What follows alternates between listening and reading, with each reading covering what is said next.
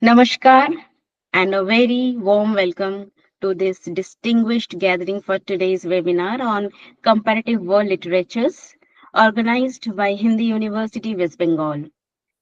It is our profound honor to have with us the Honorable Vice Chancellor of Hindi University, Professor Nandini Sahu ma'am, as our esteemed chairperson. Her visionary leadership and exceptional scholarly contributions continue to inspire the academic fraternity, and we are truly privileged to have her beside over this session. We are equally delighted to extend our warmest welcome to our three distinguished speakers, Professor Gourhari Behera sir, Shri Dinesh Kumar Mali sir, and Shri Avishek Rath sir. Their erudite insights and global literary perspectives promise to enrich this discourse and deepen our engagement with the interwoven traditions of world literature. This webinar stands as an important forum for meaningful intellectual exchange, encouraging us to traverse cultural, philosophical, and linguistic frontiers. Through such dialogue, we celebrate the shared human experience reflected in the diverse literary expressions of the world. Thank you all for joining us. We look forward to an enlightening, stimulating, and enriching session ahead.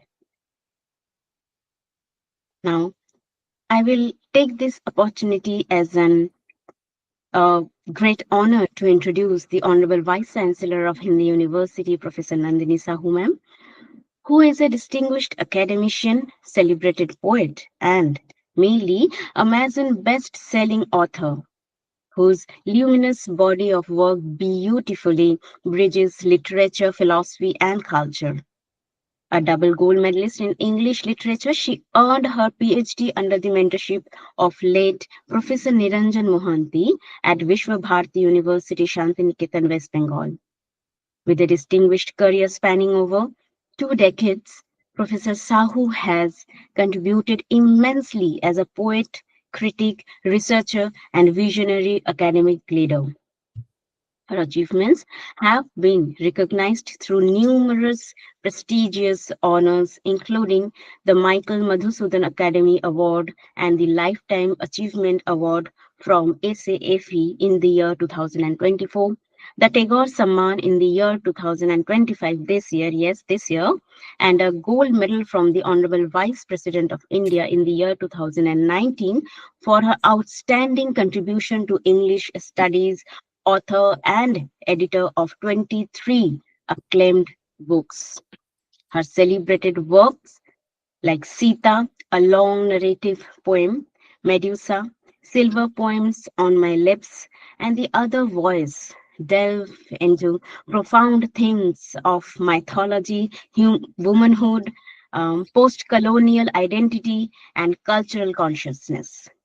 She also serves as the founder and chief editor of the Interdisciplinary Journal of Literature and Language, that is IJLL, and has played a pioneering role in designing innovative academic programs across India.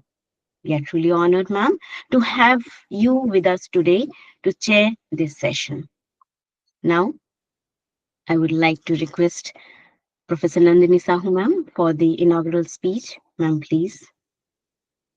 Thank you so much, Paramita, for this very generous introduction. And namaskar, everyone.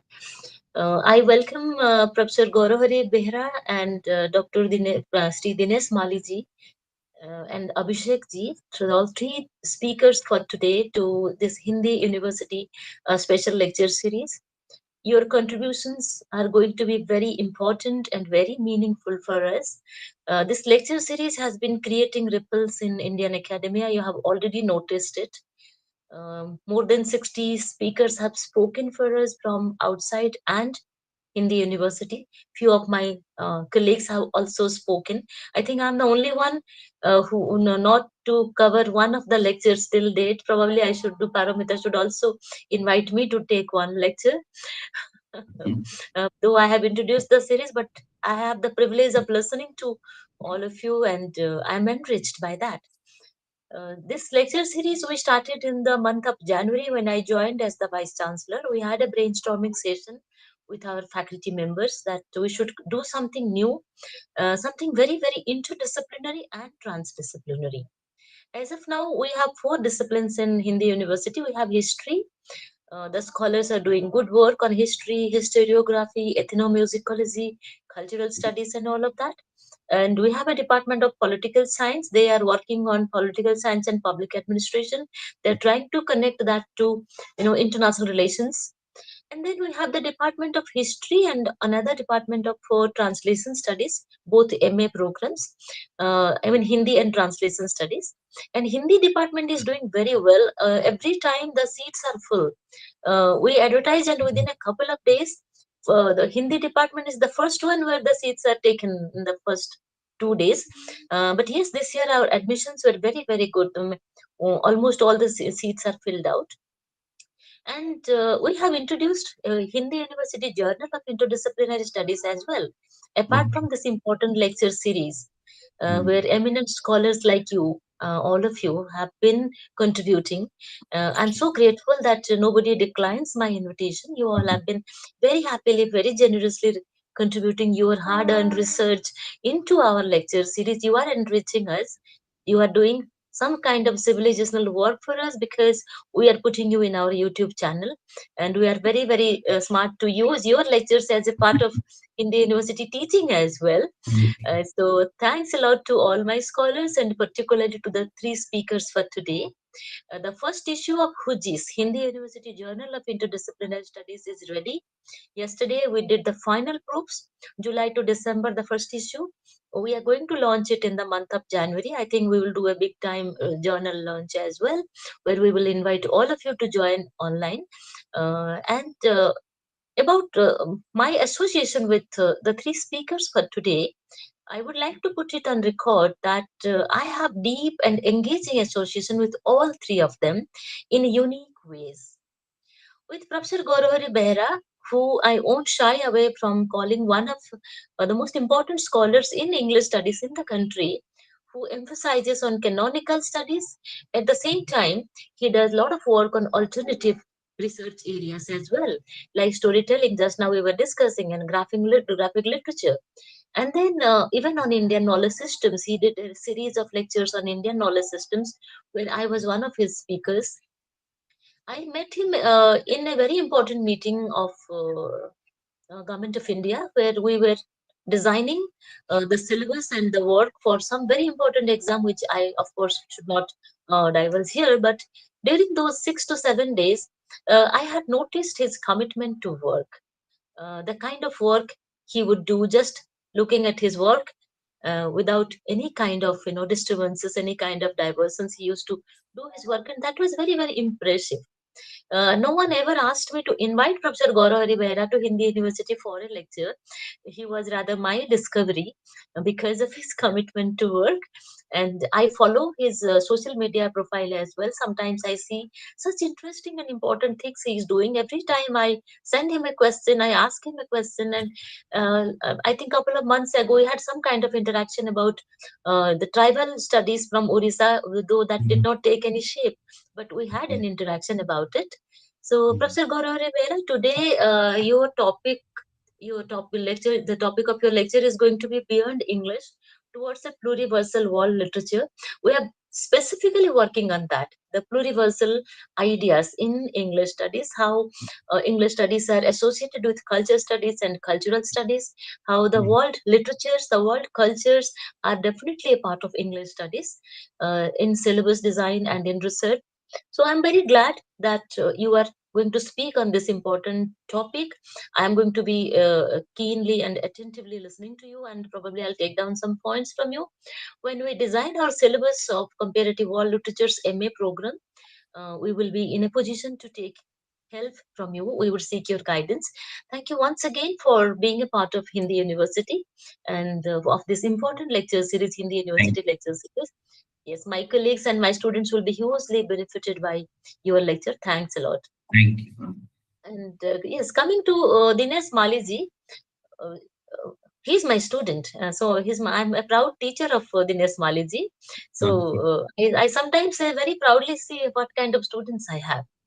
But yes, that is not his only identity. I think that should have come the last. The first ever identity of Dinesh Maliji is you just Google his name and you will get 1,000 things.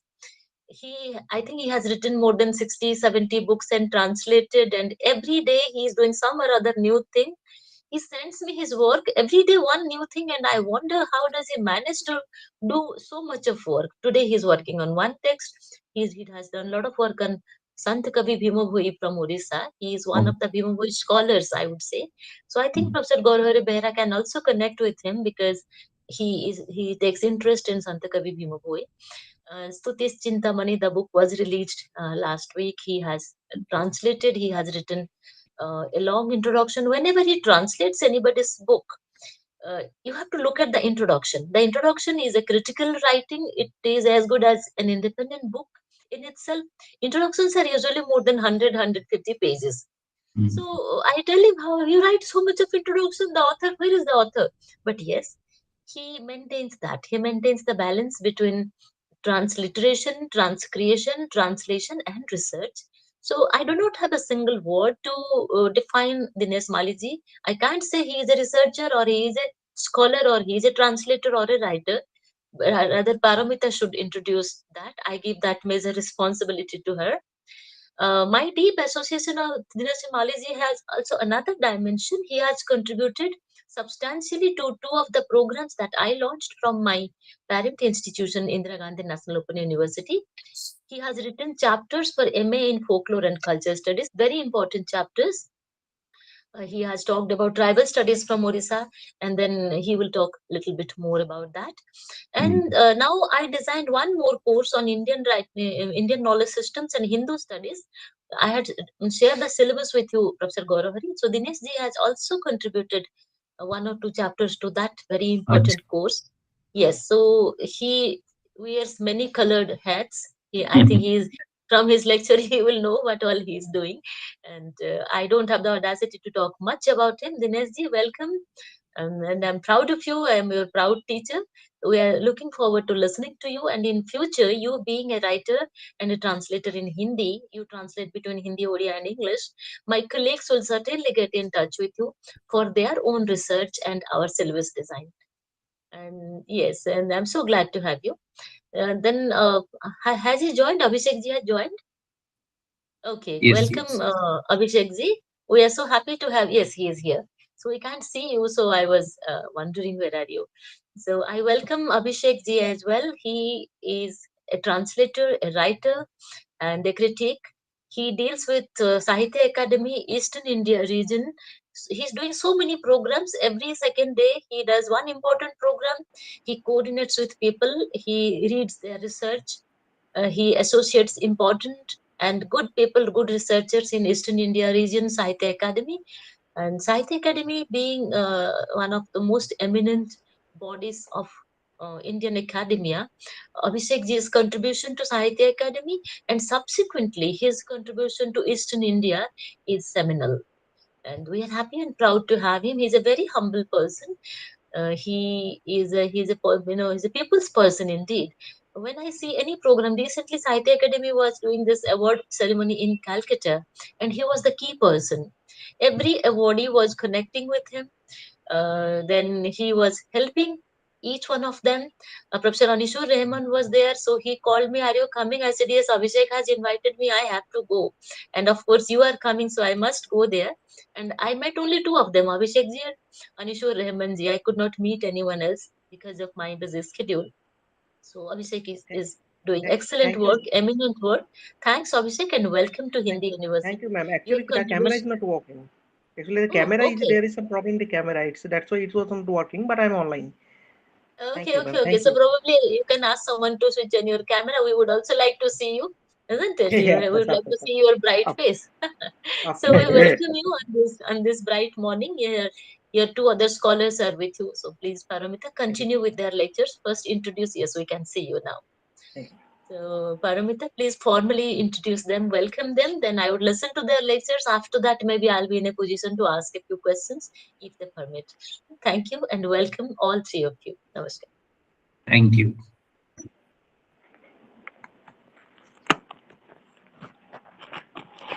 Please unmute yourself, Paromita.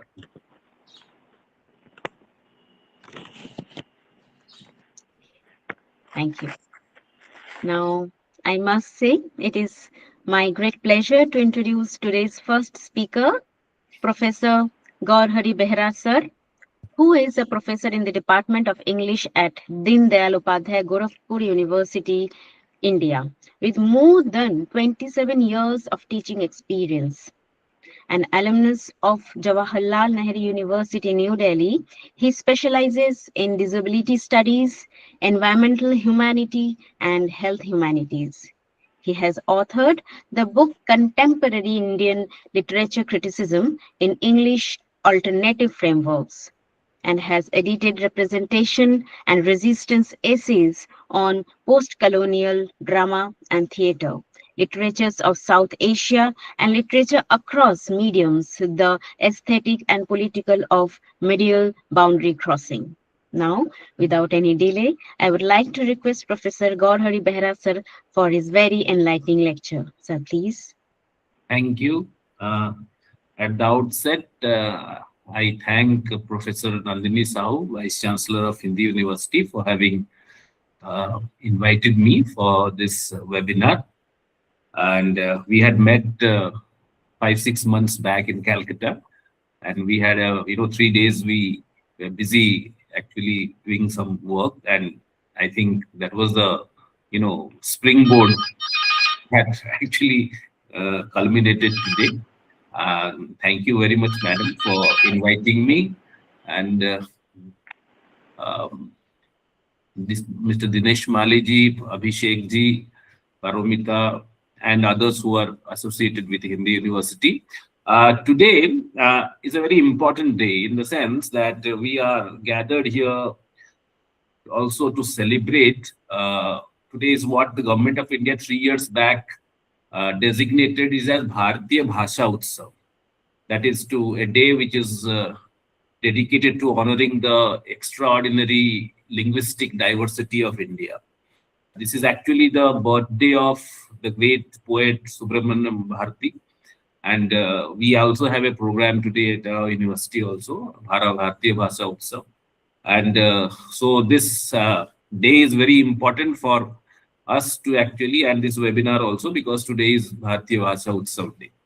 And you see, as I said, that the extraordinary linguistic diversity of India, which our bhashas, as GN Devi would say, our scripts, our oral traditions and creative imaginations in many tongues. So on this occasion, what I want to do is that I want to reflect on a question that concerns not only me, but concerns all of us who live, who write, who teach, who translate, or who think through language and literature. So the question that actually that concerns us all is that what does comparative world literature mean when we take Indian languages seriously, not as mere regional languages, but as full equal participants in world literary conversations. So that's why I have tried to, I have named my lecture Beyond English towards a pluriversal world literature. I will explore how comparative world literature can move away from a very narrow English-dominated model, and instead it can embrace a plurilingual decolonial vision in which Indian languages play a very central role. Now, let me begin with a very simple question, that what comparative literature means actually. So traditionally, comparative literature began as the study of literature across languages and nations. comparing, for example, French and German or English and Russian, often within a let's say European framework. Now later, what happens is that the term world literature was used to describe texts that actually travel beyond their culture of origin through translation, through circulation, and reception across borders. Now, over time, these concepts have actually merged and overlapped. Today, when we say comparative world literature, we usually mean reading texts from different parts of the world together and paying attention to translation, circulation, reception, and power. Now, also asking comparative questions like how do different cultures narrate similar experiences. For example, love or loss, or let's say exile, race, migration, ecology, okay, caste. So how do forms and genres travel, like the novel, the epic, the short story, or the, we were talking about, the graphic narrative. But we must also see that much of this work has historically been very Eurocentric, in the sense that world literature often meant texts which were selected, translated, edited, and theorized through European or American academic centers. Languages like English, French, and German were treated as central, while Asian or African or Latin American languages became peripheral, or to some people exotic. So today, the challenge is this, that can we actually imagine comparative world literature from the vantage point of Indian languages rather than only from English? So that leads us to, let's say, a different line altogether, from Eurocentric world literature to pluriversal worlds. So in recent decades, there has been a strong decolonial turn in literary and cultural studies, and scholars and writers from the global south have questioned certain, these questions are: who decide what counts as, world-class literature? Okay, why are some languages and regions overrepresented and others are underrepresented? Why does world literature sometimes mean literature that has been translated into English?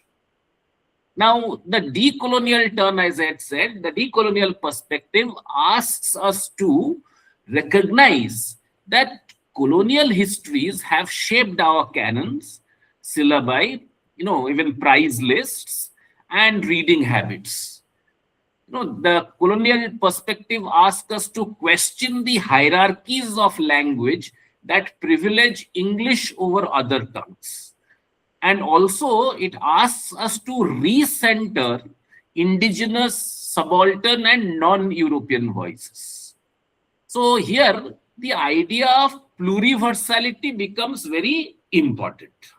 Not one universal model of literature, but many worlds of literature which are coexisting, intersecting, and speaking to one another, conversation with one another. So what does this mean for us actually in India? It means that, Odia, Bangla, Tamil, Hindi, Urdu, Marathi, Santali, and many others are not simply regional languages. They are world-forming languages with very rich literary ecologies. It means that reading Adivasi narratives, or let's say Dalit writing, or women's writing, or queer literatures, minority literature, borderland literatures, as central to our comparative work, not as an afterthought. It means that realizing that when we read, say, let's say, a Dalit autobiography in Marathi, alongside with an African American slave narrative, we are doing comparative world literature. And we are doing it from a decolonial South-South perspective. In this sense, as I said, today we are celebrating Bharatiya Bhasha Utsav. In this sense, Bharatiya Bhasha Utsav is not just about celebrating languages sentimentally. Okay, it is about rethinking the power structures of world literature. Okay, how power structures operate in this whole idea of world literature. Our languages are not simply mediums of expressions, you see, but they are also archives of memory. They are archives of resistance. They are archives of ecology, and of course, the archives of emotions. Okay, so let us see how Indian languages already participate in world literature and how they might even do so even more powerfully. Okay, think of, let's say, Rabindranath, for example, who is writing in Bangla, translated and self-translated, becoming a world author, partly through, let's say, English and other translations, or Premchand's Hindi and Urdu fiction, traveling first across Indian languages, then to English and beyond.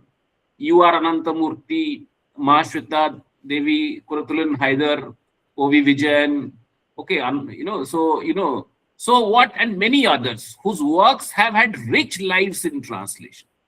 Even contemporary names like the Dalit writers or women experimentalists, or let's say graphic novelists and eco-writers emerging from various bhashas, gradually they are entering global circuits through translation. Yet, despite all these things, see the asymmetry.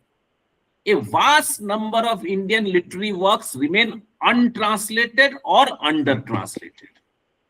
And even when they are translated, they may not reach major global publishers or reviewers or prize committees or even our university syllabi. Within India, many of us read them in English only, often unaware of the original linguistic texture, medium, and cultural references. Okay. So we can say that Indian literature are worldly in their themes and forms, but not always, visible in the current configuration of world literature. So that is here, this is where, comparative world literature from India can intervene in this discourse. How? By curating alternative reading lists where bhasha texts are central, not marginal. For example, when we, let's say, prepare a syllabi or a course on world literature, we usually begin with, Homer first. Okay, or let's say, you think. So what we need to actually curate alternative reading lists where bhasha's texts are central, they are not marginal. Second, by comparing Indian language texts with each other, not only with English or European texts, and by reading parallel histories of modernity. How does, let's say, partition appear in Punjabi, Bangla, Urdu, Hindi, Sindhi, and all these things? How is, let's say, how are migration, urbanization, ecological crisis imagined across, regions? How is, let's say, caste narrated differently in Tamil, Marathi, Kannada, and Malayalam? Okay, so in each of these comparisons, actually we foreground Indian linguistic multiplicity as the starting point of our idea of world, that is world literature world. Okay, so starting point, we foregrounded Indian linguistic multiplicity. That is where we actually need to intervene rather than just imitate a world literature syllabi, okay, which has a very European slant, in the sense that we have to, I go to meetings and when I say that, classical literature, we should begin with Homer. Why Homer? Okay, in that sense. Okay, or let's say modernity, for example, we begin with, Baudelaire, for example. So why Baudelaire? Okay, so we need to actually center our Indian linguistic multiplicity and then go beyond that. That is what my understanding of comparative world literature from India would look like. Okay, so to move beyond English actually does not mean that we actually reject English. No, it means we decenter English and make space for, let's say, multilingual comparison. Okay, so here translation becomes absolutely crucial. Okay, the late Professor Avishek Kumar Singh, he told me once that, in India, it is a sin to have single language departments. You cannot have single language departments. Okay, because India is so plural linguistically, I just can't remain restricted to English, Hindi, Kannada.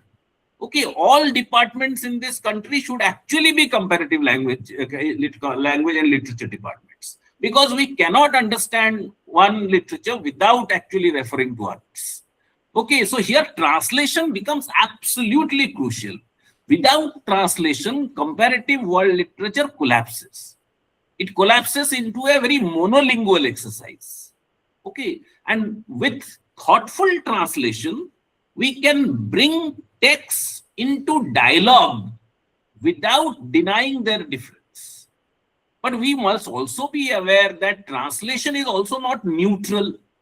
Okay, it involves choices, it involves omissions. For example, why this text should I translate? Why should not I translate this text? And that leads to also to the whole idea of power. So what gets translated, who translates, for which audience you translate, these decisions shape actually global perceptions of Indian literatures. For example, Mahashweta Devi getting translated by Gayatri Spivak has a more, let's say, premium in that sense. Okay, it's more, that's why it is taught throughout the, Anglophone countries and post-colonial world, because it has been translated by Gayatri Spivak. That is important. So so what gets translated, who translates, for which audience you translate. Now, these decisions actually shape our global perceptions of Indian literatures. Now, because as I said, I'm going back again to the today's significance of Bharatiya Bhasha Utsav, that we can imagine student-driven translation projects, small stories, poems, oral narratives from local languages into other Indian languages, including English. Okay, this is important because English also has become an Indian language. So, small story without any hierarchy. So, we can have a student-driven translation project where students are given the task of small stories or poems or oral narratives to translate into other Indian languages as well as English. Secondly, parallel reading. Okay, reading one text in translation alongside, short excerpts in original scripts to appreciate the linguistic rhythm and with nuances of that thing. And again, comparative assessments, comparing two translations of the same work. For example, Premchand's Godan has been translated to, there are many versions of English, in fact. Okay, so comparing two translations of the same work, for example, an English and a Hindi translation of a Bangla story or a Odia story, for example. Okay, we can do, or comparing an Indian language text with a text from another part of the world that deals with similar concerns, similar themes. Okay, so we can do this. In this way, what happens is comparative literature becomes not a very abstract theory which is imported from Europe or America. Okay, as soon as we talk about comparative literature, we talk about Goethe and all, we begin with always that. Okay, it is not an abstract theory which is imported from Europe or America. It is a pedagogical practice which is rooted in our classrooms, our bhashas, our everyday multilingual realities. Okay, this is important.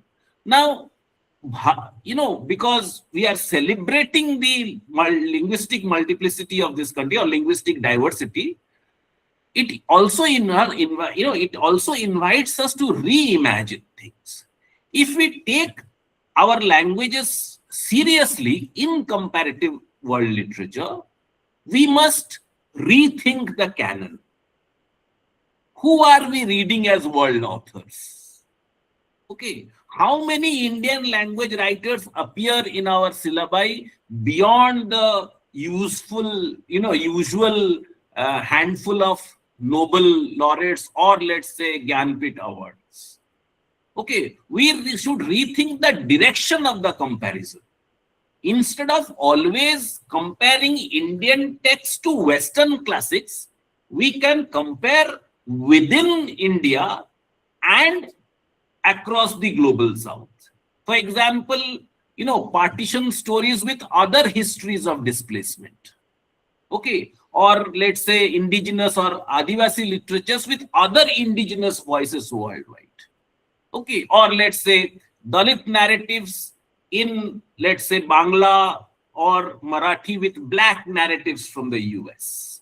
Okay, third is that we should rethink the language politics. We should encourage students to read, speak, and write in their mother tongues, okay, and other Indian languages, while engaging with English as a bridge, not as a gatekeeper. Okay, I have always used a very funny metaphor in my classrooms that we should not, decolonization does not mean we reject English. And I tell my students, and in a many things that in a sense of humor, that Odia is my mother tongue, but English is my mother-in-law tongue.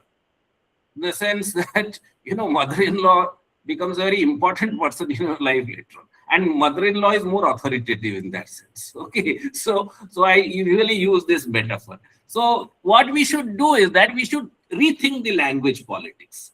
Okay, we should encourage students to read, speak, and write in not only in their mother tongues and other Indian languages. We also also engage with English as a bridge, not as a gatekeeper in that sense. Okay, so, and we should also support translation as a creative, critical act. We have a very good translator here with us, Dinesh ji. So, okay, so support translation as a creative, critical act. It is not just, we should not see translation as just a mechanical transfer of words. Okay, so in doing so, what we should do, what we actually are doing is actually shift from a model where Indian texts wait to be validated by Western institutions. We shouldn't do that. We participate in a very quieter, deeper form of decolonization. We shift from a model where Indian texts will be waiting to be somewhere validated by the Western institution, then only we will teach them. That mindset should go. Okay, and we should, we should model where our linguistic plurality generates concepts, comparisons, and theories. Okay, now instead of asking whether our bhasha literatures are worthy of being world literature or not, because this is a very common thing among many traditionalists, basically in Hindi, in our English departments, that are our literatures worthy of being world literature or not? Okay, because no Nobel, after Tagore, no one has got a Nobel Prize in literature in that sense. Okay, so that should not be a criteria. So instead of asking whether our bhasha literatures are worthy of being in world literature, we might ask a different question altogether. What should we ask? We should ask, what would world literature look like if it began from the realities of a multilingual country like India? Okay, so this is the question we should ask.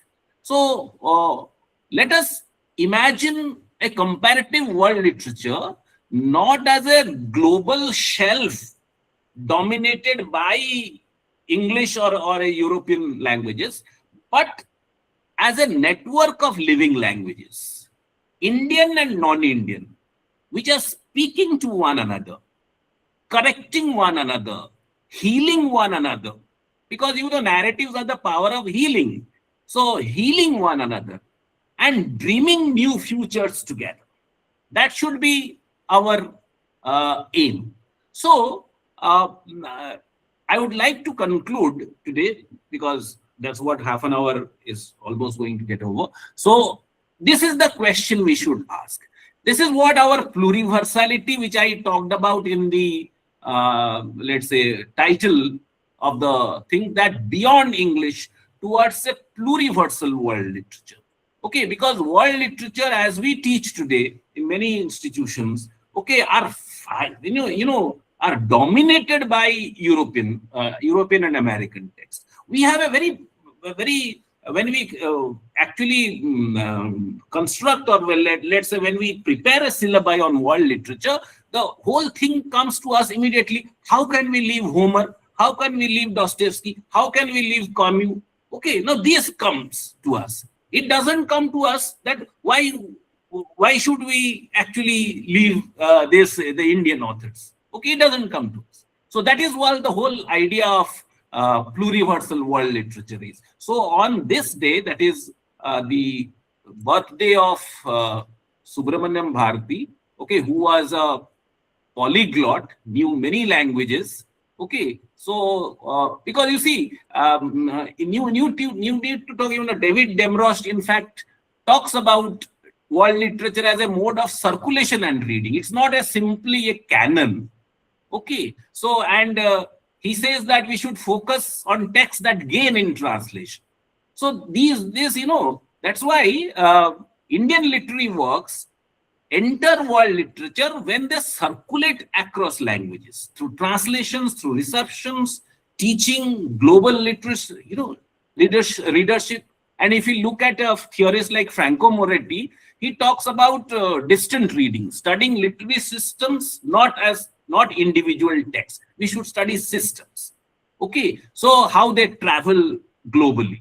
Okay, so this will be helpful for discussing comparative forms of the bhashas. So as I already said, that let us imagine a comparative world literature not as a global shelf, let's say, of by English writers or European writers, but as a network of living languages, both Indian and non-Indian, talking to each other, conversing with one another, okay, correcting one another, dreaming new futures together. That is what the future of what comparative world literature would look like. Thank you so much. Thank you so much, sir, for such an illuminating lecture. And अब मैं आज के अगले वक्ता श्री दिनेश कुमार माली जी को आमंत्रित करना चाहूंगी। वैसे तो वो किसी परिचय के मोहताज नहीं हैं, फिर भी मैं संक्षिप्त में उनका परिचय देना चाहूंगी। प्रयागराज की विश्व हिंदी साहित्य सेवा संस्थान जैसी प्रतिष्ठित साहित्यिक संस्था से साहित्य रत्न की मानद उपाधि और हिंदी साहित्य अकादमी गुजरात द्वारा साहित्य अलंकार की मानद उपाधि से विभूषित दिनेश कुमार माली सर को हिंदी के शीर्षस्थ कवि उद्भ्रांत की महत्वपूर्ण काव्य कृतियों त्रेता, राधा माधव, अनाद्य सुक्त और रुद्रावतार पर केंद्रित अपने आलोचना ग्रंथों के लिए राजस्थान साहित्य अकादमी से डॉक्टर देवराज उपाध्याय आलोचना पुरस्कार जैसे महत्वपूर्ण सम्मानों के अतिरिक्त जबलपुर, रायपुर, लखनऊ, कुरुक्षेत्र, प्रयागराज, जयपुर, उदयपुर, भुवनेश्वर, कटक आदि अनेक साहित्यिक संस्थानों द्वारा पुरस्कृत किया गया है। नेशनल बुक ट्रस्ट, साहित्य अकादमी और राजपाल एंड सन्स जैसे प्रतिष्ठित प्रकाशकों से प्रकाशित आपकी कृतियां देश विदेश में बहुचर्चित रही हैं। अर्धशताधिक कृतियों में 31 कृतियां उड़िया और अंग्रेजी से हिंदी अनुवाद और 25 से अधिक मौलिक कृतियां हैं, जिसमें यात्रा संस्मरण, आलेख संग्रह, समीक्षा, साक्षात्कार, आलोचना, उपन्यास भी शामिल है। पद्मश्री हलधर नाग पर लिखे उनके आलेखों पर प्रोफेसर नंदिनी साहू मैम के मार्गदर्शन में बने इग्नू MA के पाठ्यक्रम में शामिल किया गया है। और दिनेश माली जी हिंदी विश्वविद्यालय हावड़ा की हमारी माननीय कुलपति महोदया प्रोफेसर नंदिनी साहू जी के अंग्रेजी काव्य सीता के हिंदी अनुवाद पर पौंडीचेरी विश्वविद्यालय द्वारा अंतर्राष्ट्रीय संगोष्ठी में आधिकारिक विद्वानों के आलेखों का संग्रह सीता विमर्श अभी कुछ ही हाल ही में प्रकाशित हुई है। इसके अतिरिक्त प्रोफेसर नंदिनी साहू मैम की कविताओं पर नंदिनी साहू का काव्य संसार एवं कहानियों पर नंदिनी साहू की चुनिंदा कहानियां शीर्षक से कहानियां भी उनकी प्रकाशित हुई है। अब मैं विलंब न करते हुए श्री दिनेश कुमार माली जी से अनुरोध करूंगी कि कृपया वे अपने वक्तव्य प्रस्तुत करें। Sir please. बहुत बहुत धन्यवाद परमिता जी। परम आदरणीय कुलपति महोदया प्रोफेसर नंदिनी साहू जी, प्रोफेसर गौरहरी बेहरा साहब, अभिषेक रथ जी और नेट से जुड़े हुए सभी श्रोताओं को मैं अपना हार्दिक अभिनंदन ज्ञापन करता हूँ, धन्यवाद देता हूँ। आपने मुझे ये अवसर प्रदान किया, उसके लिए भी शुक्रगुजार हूँ। ये मेरे लिए बड़े गर्व की बात है कि कुलपति महोदया मेरी गुरु रही है और उन्हीं के मार्गदर्शन में मैंने ये सीता का हिंदी अनुवाद किया था। चूंकि सर ने तो अभी बहुत सारे अनुवाद की सार्थकता और वैश्विक परिदृश्य में भारतीय भाषाओं की स्थिति के बारे में दृष्टिपात किया, और हम चूंकि प्रैक्टिकल है, हम थ्योरी से दूर अपने कार्य करते हैं, उस कार्य को मैं आपके समक्ष रखना चाहूंगा कि मेरे अनुभव अनुवाद के क्षेत्र में बहुत पुराने हैं, लेकिन मैं यहाँ एक केस स्टडी के रूप में केवल सीता को प्रस्तुत करने जा रहा हूँ। मेरे पास 2 सीता है। एक अंग्रेजी की सीता है जहाँ प्रोफेसर नंदिनी साहू ने केवल एक पोएम लिखा है, सीता एक पोएम, और मैंने सीता एक महाकाव्य लिखा। उसमें एक कार्य यही था कि उनकी भाषा उदात्त भाषा है, उदात्त चरित्र है और एक सोशल मोबिलिटी है, सामाजिक चेतना है। और सामाजिक चेतना के जो सारे महाकाव्य के जितने भी ये जो कसौटी होती है, उस कसौटी पे खरी उतरती है। इस हिसाब से इनको महाकाव्य की दर्जा दिया जाना चाहिए था, और उन्होंने केवल पोइम लिखा, इनकी मान्यता है। लेकिन मेरी भी ये मानता है कि मैंने उसको महाकाव्य की सीरीज में हिंदी वर्ग में स्थापित किया है। और इसकी ये सीता जो कविता है, इसकी जो भूमिका है, उन्होंने भूमिका में 2 शब्दों से शुरू की थी कि हर मानव के अंदर 2 गुण होते हैं, एक फॉरगेट और एक फॉरगिव। तो 2, एक मैथ्यू आर्नोल्ड का कथन है और दूसरा इयान हैकिंग का कथन है कि we forget because we must and not because we will. ये मैथ्यू आर्नोल्ड का है। और इयान हैकिंग का वर्ड है कि one feature of the modern sensibility is the idea that what has been forgotten is what forms our character, our personality and our soul। तो उन्होंने कहा कि जब मानव के 2 गुण हैं, भूलना और क्षमा करना, और इन्हीं 2 सीता के 2 गुणों का कई आलोचकों ने मिस इंटरप्रिटेट किया, और इस वजह से सीता को जो सती प्रथा या जौहर या वरदेहन या दहेज प्रताड़ना के कारण एक आइकॉन के रूप में भारत में स्थापित हुआ, उनकी उस इमेज का उन्होंने खंडन किया है। और हमारे जो वरिष्ठ आलोचक है, वरिष्ठ अनुवादक है प्रोफेसर तिप्पे स्वामी साहब ने इसकी भूमिका में इस बात का उल्लेख किया है कि 300 से ज्यादा अगर रामायण लिखी गई, उसमें से अधिक पुरुष रचनाकार है, स्त्री रचनाकार केवल 1 या 2 है। एक तमिल वाली, एक बंगाल में चंद्रावती और तेलुगु में माओ। उनके अलावा किसी भी स्त्री रचनाकार ने सीता विमर्श को, सीता के दृष्टिकोण से उनके अंतर्द्वंद को नहीं लिखा है। तो पहली एक रचनाकार के रूप में तिप्पे स्वामी साहब ने देखते हैं, वे लिखते हैं कि डॉक्टर नंदिनी साहू एकमात्र आधुनिक समय की पहली ऐसी कवयित्री है जिन्होंने महिला होने के नाते एक महिला के दृष्टिकोण से त्रेता युगीन सीता के जीवन के हर पहलू को बारीकी से झांकने का प्रयास किया है, और तत्कालीन समाज को अनेक कुरीतियों पर प्रकाश डालने से वह पीछे नहीं रही है। चाहे वो स्वयंवर की बात हो, जैसी कुप्रथा हो, या पितृ सत्तात्मक समाज में सीता जैसी महारानी को जैसे दुर्दिन देखने पड़ते हैं, उनके बारे में भी उन्होंने अपनी बातें रखी है। और उन्होंने जो लिखा है कि इतनी सारी रामायण जब लिखी गई, 300 से ज्यादा, हिंदी में कम से कम 11 रामायण मिलेगी, मराठी में 8, बंगला में 25, तमिल में महाकवि कालिदास, भास, भट्ट, परवेट सेन, चमेंद्र, भवभूति, चंद्रशेखर, कुमार दास, विश्वनाथ, सोमदेव, गुंडक, नारद, लोमेश, मैथिली शरण गुप्त, केशवदास, गुरु गोविंद सिंह, समर्थ गुरु रामदास, तुकाराम महाराज। उनके अलावा भी बहुत सारी आप देखें, आर्ष रामायण, अद्भुत रामायण, कीर्तिवास रामायण, बिलंका रामायण, मैथिली रामायण, सर्वार्थ रामायण, तत्वार्थ रामायण, प्रेम रामायण, संजीवनी रामायण, उत्तर रामचरितमानस, रघुवंशम, प्रतिमा नाटकम, कंब रामायण, भुसुंडी रामायण, अध्यात्म रामायण, राधेश्याम रामायण, श्री राघवेंद्र चरित्रम, मनंत्र रामायण, योग वशिष्ठ रामायण, हनुमाष्टकम, आनंद रामायण, अभिषेक नाटकम, जानकी हरणम, खूब सारे। विदेशों में भी बहुत सारी रामायण है। तुर्किस्तान में खोतानी रामायण, इंडोनेशिया की कॉकबिन रामायण, जावा की श्रेत राम, श्री राम, राम के लिंगम, इंडो चाइना की राम कीर्ति, खमेर रामायण, बर्मा की युतो की रामायण, थाईलैंड की राम के राम चित्र। सभी रामायण को अगर आप देखते हैं तो सभी में एक पुरुषवादी विचार धारा वर्चस्व और उसमें साफ झलकता है। पहली बार उन्होंने प्रोफेसर नंदिनी साहू मैडम ने इस प्रयास किया कि सीता की दृष्टि से उन्होंने देखा है। सीता के बारे में जो अपने प्रीफेस में लिखती है कि वह वेदवती थी और विष्णु की तपस्या, विष्णु को पाने के लिए तपस्या कर रही थी। रावण ने उनका शील भंग कर दिया तो उन्होंने फिर आत्महत्या कर ली और नए जन्म में सीता बन करके उभर के सामने आई।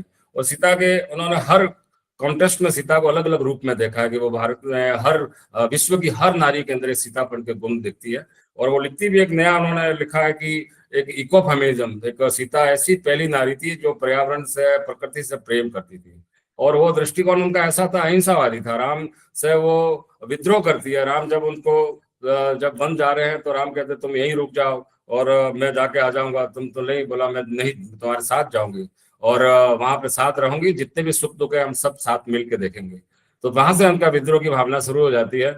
और जब निर्वासन के बाद जब अग्नि परीक्षा के समय आती है और अग्नि परीक्षा के लिए वो पहले विद्रोह करती है और लेकिन बाद में अग्नि परीक्षा दे देती है, उसके बाद राम से ऐसे सवाल करती है कि आपकी आंखों से आंसू आ जाएगा। वो 16वां सर्ग आप देखेंगे तो बहुत ही मार्मिक सर्ग है। वो पढ़ते पढ़ते आंख में आंसू आते हैं। दूसरे निर्वासन के समय में भी वह विद्रोह करती है, लेकिन सारे विद्रोह उनका अहिंसात्मक होता है। महात्मा गांधी उन्होंने सच्चे सत्याग्रही के रूप में प्रस्तुत करते हैं। सांस्कृतिक मूल्य, उपनिवेशवाद के खिलाफ अगर जन आंदोलन शुरू करने में सीता को ये सामने रखते हैं।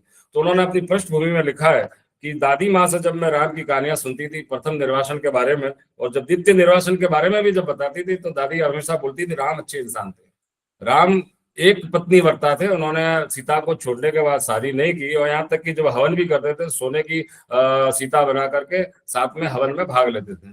तब इनके मन में विद्रोह पैदा हो जाता है कि इस प्रकार का राम जो पत्नी को गर्भावस्था में छोड़ने के बाद भी अगर दादी बोलती है राम अच्छे थे, सीता अच्छी नहीं थी। यहाँ से ही उनके सीता का अंतर्द्वंद शुरू हो जाता है और ये सीता उनके आगे जाकर के सीता काव्य के रूप में, या मेरे हिसाब से सीता माँ काव्य के रूप में प्रेरित होती है। उनके लिए बहुत सारा वो अध्ययन भी करती है। तुलसीदास का हो या आर के नारायणन का हो, कंबन हो, एफ.एस. ग्रॉस हो, वाल्मीकि हो, बलराम दास, गंगाधर में, रुपेंद्र भांज, बहुत सारे, यहाँ तक कि ओल्ड टेस्टामेंट की ये उसमें रामायण और पवित्र बाइबल के साथ में तुलना भी करती है। और तीसरा वो पृष्ठभूमि लिखती है कि वहाँ उड़ीसा के देश, उड़ीसा प्रदेश में भागवत टुंगी का प्रचलन हुआ करता था। बचपन में शाम के समय लोग बैठ करके वहाँ धार्मिक चीजों पे विचार विमर्श करते थे, लेकिन आज आधुनिक परंपरा में ये सारी प्रथाएं खत्म होती जा रही है। ये सारी चीजों को लेकर के उन्होंने जो उसमें खास मुख्य बिंदु उठाया वो स्वयंवर को एक वाहियात प्रथा के रूप में घोषित किया कि पिता की चॉइस क्यों होगी, पुत्री की चॉइस क्यों नहीं होनी चाहिए दूल्हा के चयन में। उसी टाइप से उन्होंने युद्ध के बाद जब राम बोलते हैं कि मेरा काम पूरा हो गया और तुम अब किससे भी शादी कर सकती हो, मैं तो इक्ष्वाकु वंश की परंपरा की इज्जत के लिए काम किया था, उनके लिए जीता था। तीसरा उनका एक खास बात यह जो मैं आगे वर्णन करूंगा, इको फेमिनिज्म, प्रकृति के करीब वो कैसे थी, प्रकृति के करीब में। और उसके अलावा इनमें यह भी था कि वो अपना दोष स्वीकार कर लेती है कि सोने का हिरण के लिए अगर मैं नहीं कहती तो शायद मुझे ये दुर्दिन नहीं देखने पड़ते।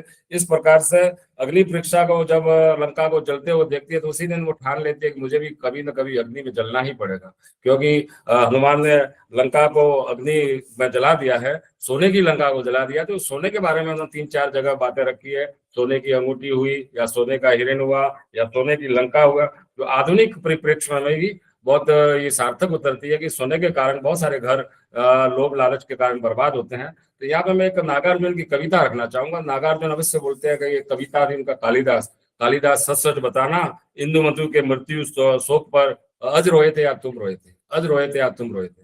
वो इन्होंने रघुवंश के उल्लेख करते हुए बताया, अज अज रोए थे या तुम रोए थे। कुमार समूह में वो कहते हैं कि रति रोई थी या तुम रोए थे। और अगर मेघदूत के बारे में रह गए तो पर पीड़ा पूर पूरो थक्कर चूर चूरो अमर धवल गिरी के शिखरों पर फिर तुम सोए थे, रोया यक्ष था कि तुम रोए थे, कालिदास सच सच बताना कौन रोया था, कालिदास सच सच बताना। तो ये नागार्जुन ने उस जमाने में लिखी थी, कालिदास के दुख दर्द को देख करके अगर नागार्जुन जिंदा होते तो प्रोफेसर नंदिनी साहू से अवश्य पूछते कि प्रोफेसर नंदिनी साहू ये बताओ कि सीता लिखते समय सीता रोई थी या तुम रोए थे, सीता रोई थी या तुम रोए थे। इस प्रकार से उन्होंने जो उसके अंदर दुख दर्द लाया है वो केवल एक नारी ही ला सकती है, महिला रचनाकारी ला सकती है, ये स्पष्ट होता है। अब मैं सीधा अपने बिंदुओं पर पॉइंट पे तुलनात्मक आता हूँ।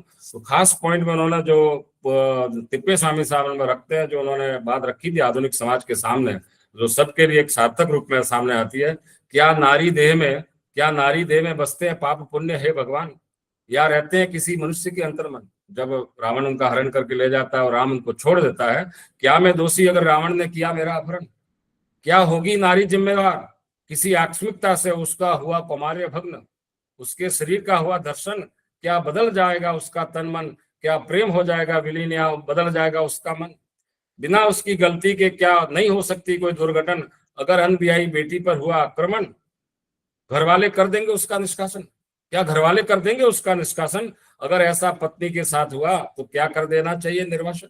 बहुत सारे समाज के सामने उन्होंने ये बात रखी है। सीता के माध्यम से पाप और पुण्य के बारे में जो सवाल हमारा समाज हमेशा करता है, उन पॉइंट को इस प्रकार से नारी विमर्श बहुत सारा हुआ है। नारीवादी विमर्श न केवल आधुनिक युग की देन है, अगर आप देखें तो आदि कवि वाल्मीकि ने तो बहुत पहले से नारी की अस्मिता पर बहुत सारी बातें उठा दी थी। और सबसे ज्यादा ये जो इको फेमिनिज्म के बारे में तिप्पे स्वामी साहब इसमें ये लिखते हैं कि वो इको फेमिनिज्म को किस प्रकार से प्रमोट करती है। घायल हिरणों और मीरों का करती इलाज अपने हाथ, मैं खाना बनाती हंसती प्रार्थना करती खेलती कूदती अपना जीवन साझा करती आश्रम वासियों के साथ, जैव मैत्री कला में जिससे मुझे मिली महारत, जुड़ते पेड़ गिलहरी पक्षु और पक्षी आर, स्पर्श गंध और अनसुनी ध्वनि के स्वर, पारिस्थिति की अब बनी मेरा घर, पारिस्थिति की अब बनी मेरा घर, आलीशान हवेली, महलों की चार दीवारी हुई विस्मरण, धरती माता की पुत्री, आखिरकार आई प्रकृति की शरण, आई प्रकृति की शरण। इस प्रकार उन्होंने पर्यावरण को भी सामने लाया है। और सीता, उन्होंने लिखा कि सीता विश्व की वो पहली महिला है। वैश्विक साहित्य में भी ये सीता को इको फेमिनिज्म, पर्यावरण नारीवादिता या पारिस्थितिक नारीवादिता के प्रतिनिधि के रूप में सामने ला करके प्रस्तुत करती है। और विश्व की हर महिला के अंदर, यानी कि केवल भारतीय महिला है, विश्व की हर महिला के अंदर सीता के गुणों को देखती है। एक व्यापक दृष्टिकोण के रूप में उन्होंने देखा है। तो वो भी 25वां सर्ग में वो लिखती है एक जगह पे, युग बीते राम से बिछुड़े, युग बीते राम से बिछुड़े पर जारी मेरा शाश्वत एकालाप, होता रहा मेरा जन्म के बाद पुनर्जन्म, हृदय भावनाओं से ओतप्रोत, मगर मेरी सुधा खत्म, मगर मेरी सुधा खत्म, मैंने अपने परमाणुओं को वितरित किया अपने पुनर्जन्म, हर नारी के सीतापन में अनायास सांस लेती सीता, अनायास साथ लेती सीता, मैं मदर टेरेसा, फ्लोरेंस के रूप में फिर से पैदा हुई धरती माता। Nightingale, Lucy Grey, Helen of Troy, Cleopatra, Atalanta, Cordelia, Desdemona, Penelope, Sylvia Plath, Athena, Kunti, Draupadi, Gandhari, Shakuntala, Radha, Mirabai, Kalpana Chawla, Kiran Bedi, Indira, यहाँ तक कि निर्भया के अंदर भी निर्भया, दामिनी, लता, नंदिनी, रेवती, आनंदिनी, मैं अनेक नारी जीवन जीती हूँ, सुंदर और निर्भीक, सुंदर और निर्भीक। इस प्रकार नंदिनी साहू बहुत बड़े धन्यवाद की पात्र है कि उन्होंने विश्वविख्यात अंग्रेजी कवि टी.एस. ऑलियट को भी भारतीय पौराणिक ग्रंथों का सहारा लेते हुए अपनी कल्पना शक्ति के आधार पर पौराणिक सीता को आधुनिक सीता में बदलकर एक नए विमर्श को जन्म दिया है, जो समाज में नए मौलिक विचारों को अवश्य आंदोलित करेगा। उसके अलावा मैं ये कहना चाहूंगा कि उनके अंग्रेजी और हिंदी के तुलनात्मक में अपनी बातें रखना हूँ। तो उनमें जो कहती है कि भगवान शिव ने 1 लाख श्लोक की रामायण लिखी, हनुमान जी ने 60,000 श्लोक की रामायण लिखी, वाल्मीकि ने 24,000 श्लोक की रामायण लिखी, और फिर धीरे धीरे श्लोक की मात्राएं कम होती गई। यूरोपियन स्कॉलर नस्लवाद मानते हैं, कोई आर्य और द्रविड़ के बीच की कहानी मानते हैं, कोई उत्तर और दक्षिण के बीच के मानते हैं, कोई वैष्णव और शैव के बीच के मानते हैं, कोई पुजारी और राजा के बीच के संघर्ष की कहानी के रूप में लेते हैं। कुछ स्कॉलर्स को ये इरेशनल भी मानते हैं कि ये गीता, ये रामायण को यहाँ रखना असंगत है, हम आधुनिक पीढ़ियों को रैशनल बनाना चाहते हैं, और ये रामायण हमारे समाज को इरेशनल पैदा करती है। तब बहुत सारे सवाल रामायण को जितना काल से खोजा गया है बहुत सारी चीजें उसमें प्रस्तुत होती है। पहला रामायण था वाल्मीकि के टाइम में, फिर बौद्ध और जैन परंपराओं से बदलाव हुआ, फिर इस्लाम धर्म का आने के बाद बदलाव हुआ, फिर यूरोपियन और अमेरिकन दृष्टिकोण से डिकंस्ट्रक्शन थ्योरी से अलग अलग रूप में उन्होंने देखा जाने लगा। अब पहली किताब जब उन्होंने 2014 में सीता का जो कविता लिखी तो poetry society of India Gurgaon से प्रकाशित हुई थी, और समय के मांग के अनुरूप त्रेतायुगीन राम राज्य की महिलाओं पर इस काव्य में कवयित्री ने महिला विमर्श पर आधुनिक दृष्टिकोण रखते हुए अनसुईया, कौशल्या, सुमित्रा, केकई, ताड़का, अहिल्या, मंत्रा, श्रुतिकीर्ति, उर्मिला, मांडवी, सीता, सबरी, शूर्पणखा, तारा, सुरसा, लंकिनी, त्रिजटा, मंदोदरी, सुलोचना, धोबिन सभी को एक कैनवास पे लाया है। एक चित्र उकर कर सामाजिक, राजनीतिक, आर्थिक, आध्यात्मिक चेतना के स्वर को, महिलाओं की भूमिका को इस प्रकार से निरपेक्ष भाव से दृष्टि डाली है कि सही अर्थ तक पहुंचने के लिए आपको इस महाकाव्य को कई बार पढ़ना होगा। लेकिन कुछ पात्र अछूते रह गए हैं, जैसे राम की बहन शांता का इसमें उल्लेख नहीं है, शंभुक की जननी, शंभुक की माँ का भी इसमें उल्लेख नहीं है। और दूसरे सर्ग में वो सीता की उत्पत्ति के बारे में लिखती है, जैसे एक कहानी आती है कि मिथिलांचल में अकाल पड़ के सस्य श्यामला उर्वर भूमि बंजर हो गई है, तो राजा जनक को एक रात को विवस्त्र होकर के वहाँ ये हल चलाना पड़ता है, और हल की नोक को शीत कहते हैं। वो नोक जब हल चलाते समय धरती से टकराती है, कुंभ मिलता है, घड़ा मिलता है, और घड़े के अंदर सीता एक लड़की रहती है जो सीता को वो ले लेते हैं, उसका नाम सीता रखते हैं। तो दूसरे सर्ग में वो अंग्रेजी में लिखती है, I am Sita Janak Nandini Janaki, the doting daughter of my father king Janak, I am born in a furrow from the mother earth in the sanctified sacrificial ground. उसका जो मैं अनुवाद किया, द जनक नंदनी जानकी मेरा नाम सीता, मैं इकलौती पुत्री राजा जनक मेरे पिता, यज्ञ पूजिता पावन धरती मेरी माता। तो इस प्रकार से हो सकता है कि वो उन्होंने जब सीता को उसमें कुंभ में डाल के छोड़ दिया था, किसी ने तो लोग उसे सामाजिक तिरस्कार के भय से कपड़ों में लपेट कर या मटके में डाल के खुला छोड़ गए होंगे क्या। तो प्रश्न यही उठता है, क्या सीता का जो जन्म था अवांछित था, या संतानहीन महाराज जनक को सीता जैसे अमूल्य कन्या रत्न को धरती माता से प्राप्त कर हर्ष से विभोर होते थे। और इसी कहानी को फिर आगे बढ़ाती है तीसरे सर्ग में, वो जब इनकी बात आती है धनुष की, शिव धनुष के बारे में जब लिखती है, Shiva's colossal blow the divine Shiva dhanush the Pinaka gifted to my father by sage Parshuram for safe keeping while he accomplished Pinesh Dhanurved says it come to Parsuram from Lord Shiva. How could I have known the sanctity, the reverence? I did not understand why a wave of something like the tail end of a sad dream swept through my father's whenever he saw it. तो इसका अनुवाद मैंने जब किया तो वो लिखा था, पिनाक विशाल दिव्य शिव धनुष जनक को मिला परशुराम से जब वे हुए उनकी तपस्या से खुश, और मिला उन्हें वरदान रखो तुम उसे उचित, तुम रखो उसे सुरक्षित अपने पास। धनुर्वेद में उल्लेखित शिव धनुष ने भगवान शिव ने धनुष परशुराम को दिया, उनके तप पर हो खुश, कैसे होता मुझे उसकी पवित्रता का ज्ञान, पता नहीं क्यों कोई दुस्सप्न धुंधली रेखा बन उभरता मेरे पिता के नयन, जब भी वे करते उसके दर्शन, जब भी वे करते उसके दर्शन। तो इस प्रकार से सीता के जन्म से लेकर के और सीता के वहां तक की कहानी, सीता के धरती माता को समझ आने की कहानी को उन्होंने एक रामायण की पुनरावृत्ति की है, सीता के दृष्टिकोण से देखा है। तो सीता जनकपुर में न केवल नगरवासियों वरन माता पिता के भावाकुल में हृदय में हमेशा बसी रही, शस्त्र संचालन में भी बहुत तेज थी, और जब भी यहाँ तक कि वो घर की सफाई करती है तो शिव धनुष पड़ा से उठा करके साड़ी में रख लेती है।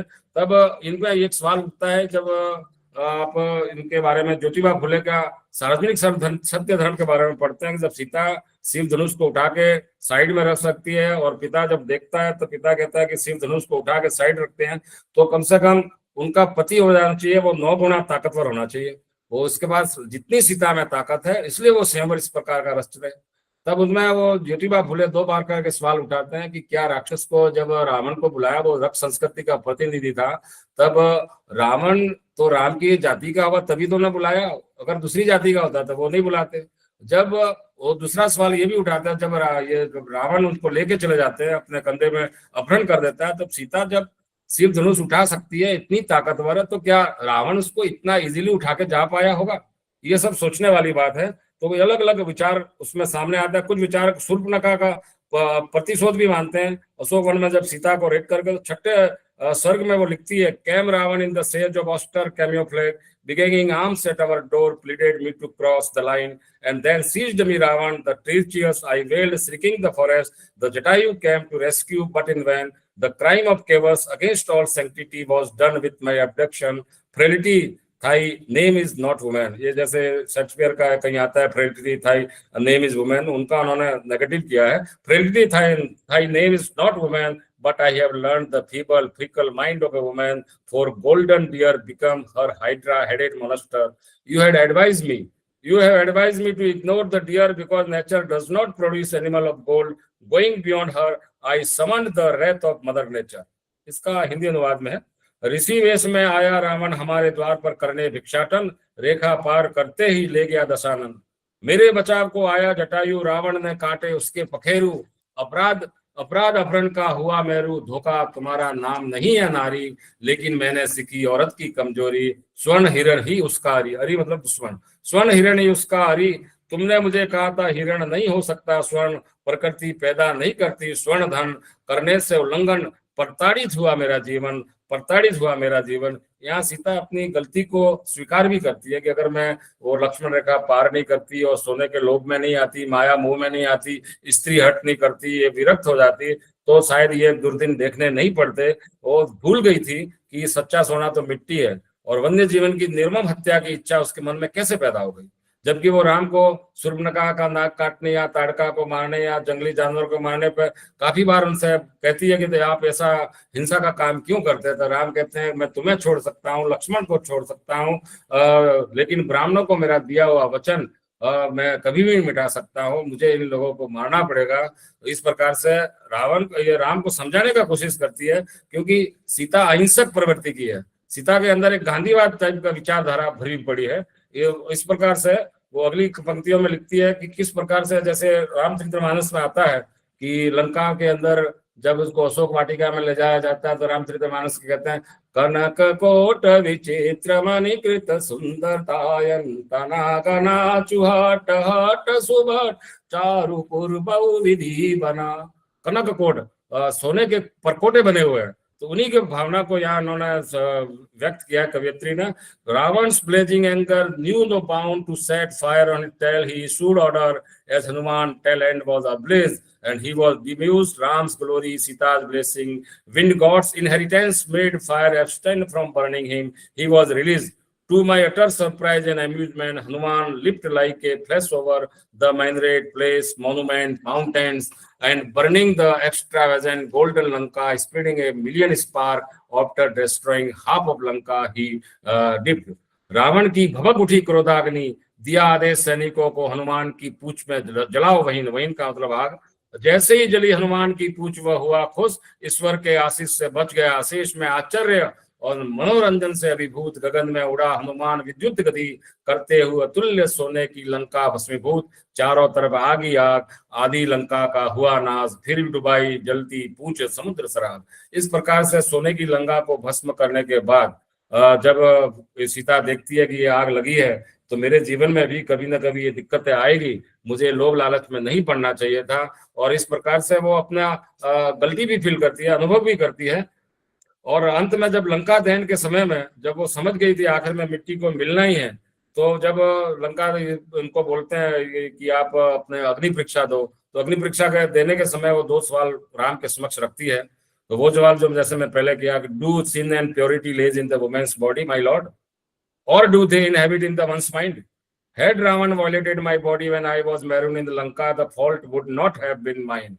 And shame on you, woman, shame Situ, arguing with your lord, your master, publicly, that too about your body, which belongs to only him. Your body is a private entity. जिसके बारे में मैं पहले ही कह चुका हूँ, क्या नारी देह में बसते हैं पाप पुण्य है भगवान, या रहते किसी मनुष्य के अंतर्मन? क्या मैं दोषी अगर रावण ने किया मेरा अपहरण? क्या होगी मैं नारी जिम्मेदार अगर किसी आक्षमिकता से हुआ कुमार भग्न? उसके शरीर का हुआ दर्शन, क्या बदल जाएगा उसका तन मन? या क्या प्रेम हो जाएगा विलीन, या बदल जाएगा उसका मन? बिना उसकी गलती के क्या नहीं हो सकती कोई दुर्घटना? अगर अनब्याही बेटी पर हुआ आक्रमण, घर वाले देंगे उसका कर देंगे निष्कासन। अगर ऐसा हुआ पत्नी के साथ, तो क्या कर देना चाहिए निष्कासन? तो इस प्रकार से लेकिन एक बात जब वो यहाँ पे लिखती है तो उन्होंने कई जगह पे सीता का मानवीकरण किया है, सीता को देवी न मान करके एक मनुष्य के रूप पे उभार के सामने लाया, लेकिन एक जगह पे वो फिर उनको देवीकरण भी कर देती है। वो देवीकरण करती है, जैसे ही वो दूसरी बार अग्नि परीक्षा के लिए कहती है तो धरती माँ से प्रार्थना करती है, अगर धरती माँ मैं सत्य हूँ तो धरती फट जाए, और भीतर में से एक सिंहासन आता है और सिंहासन के साथ में वो धरती माता के साथ में चली जाती है। ये चूंकि चमत्कार वाली बात है जो अक्सर पाठकों को हजम नहीं होती है, क्योंकि हो सकता है सीता ने पहले से कोई खोदा हुआ कुआं होगा या अंधेरा कुआं होगा, उसमें छलांग लगा दी होगी और सूर्यवंशियों के सामने अनुत्तरित और प्रज्वलित कई सवाल छोड़ दिए, तो आने वाली कई पीढ़ियों तक उनके पास उत्तर देने को नहीं मिलेगा।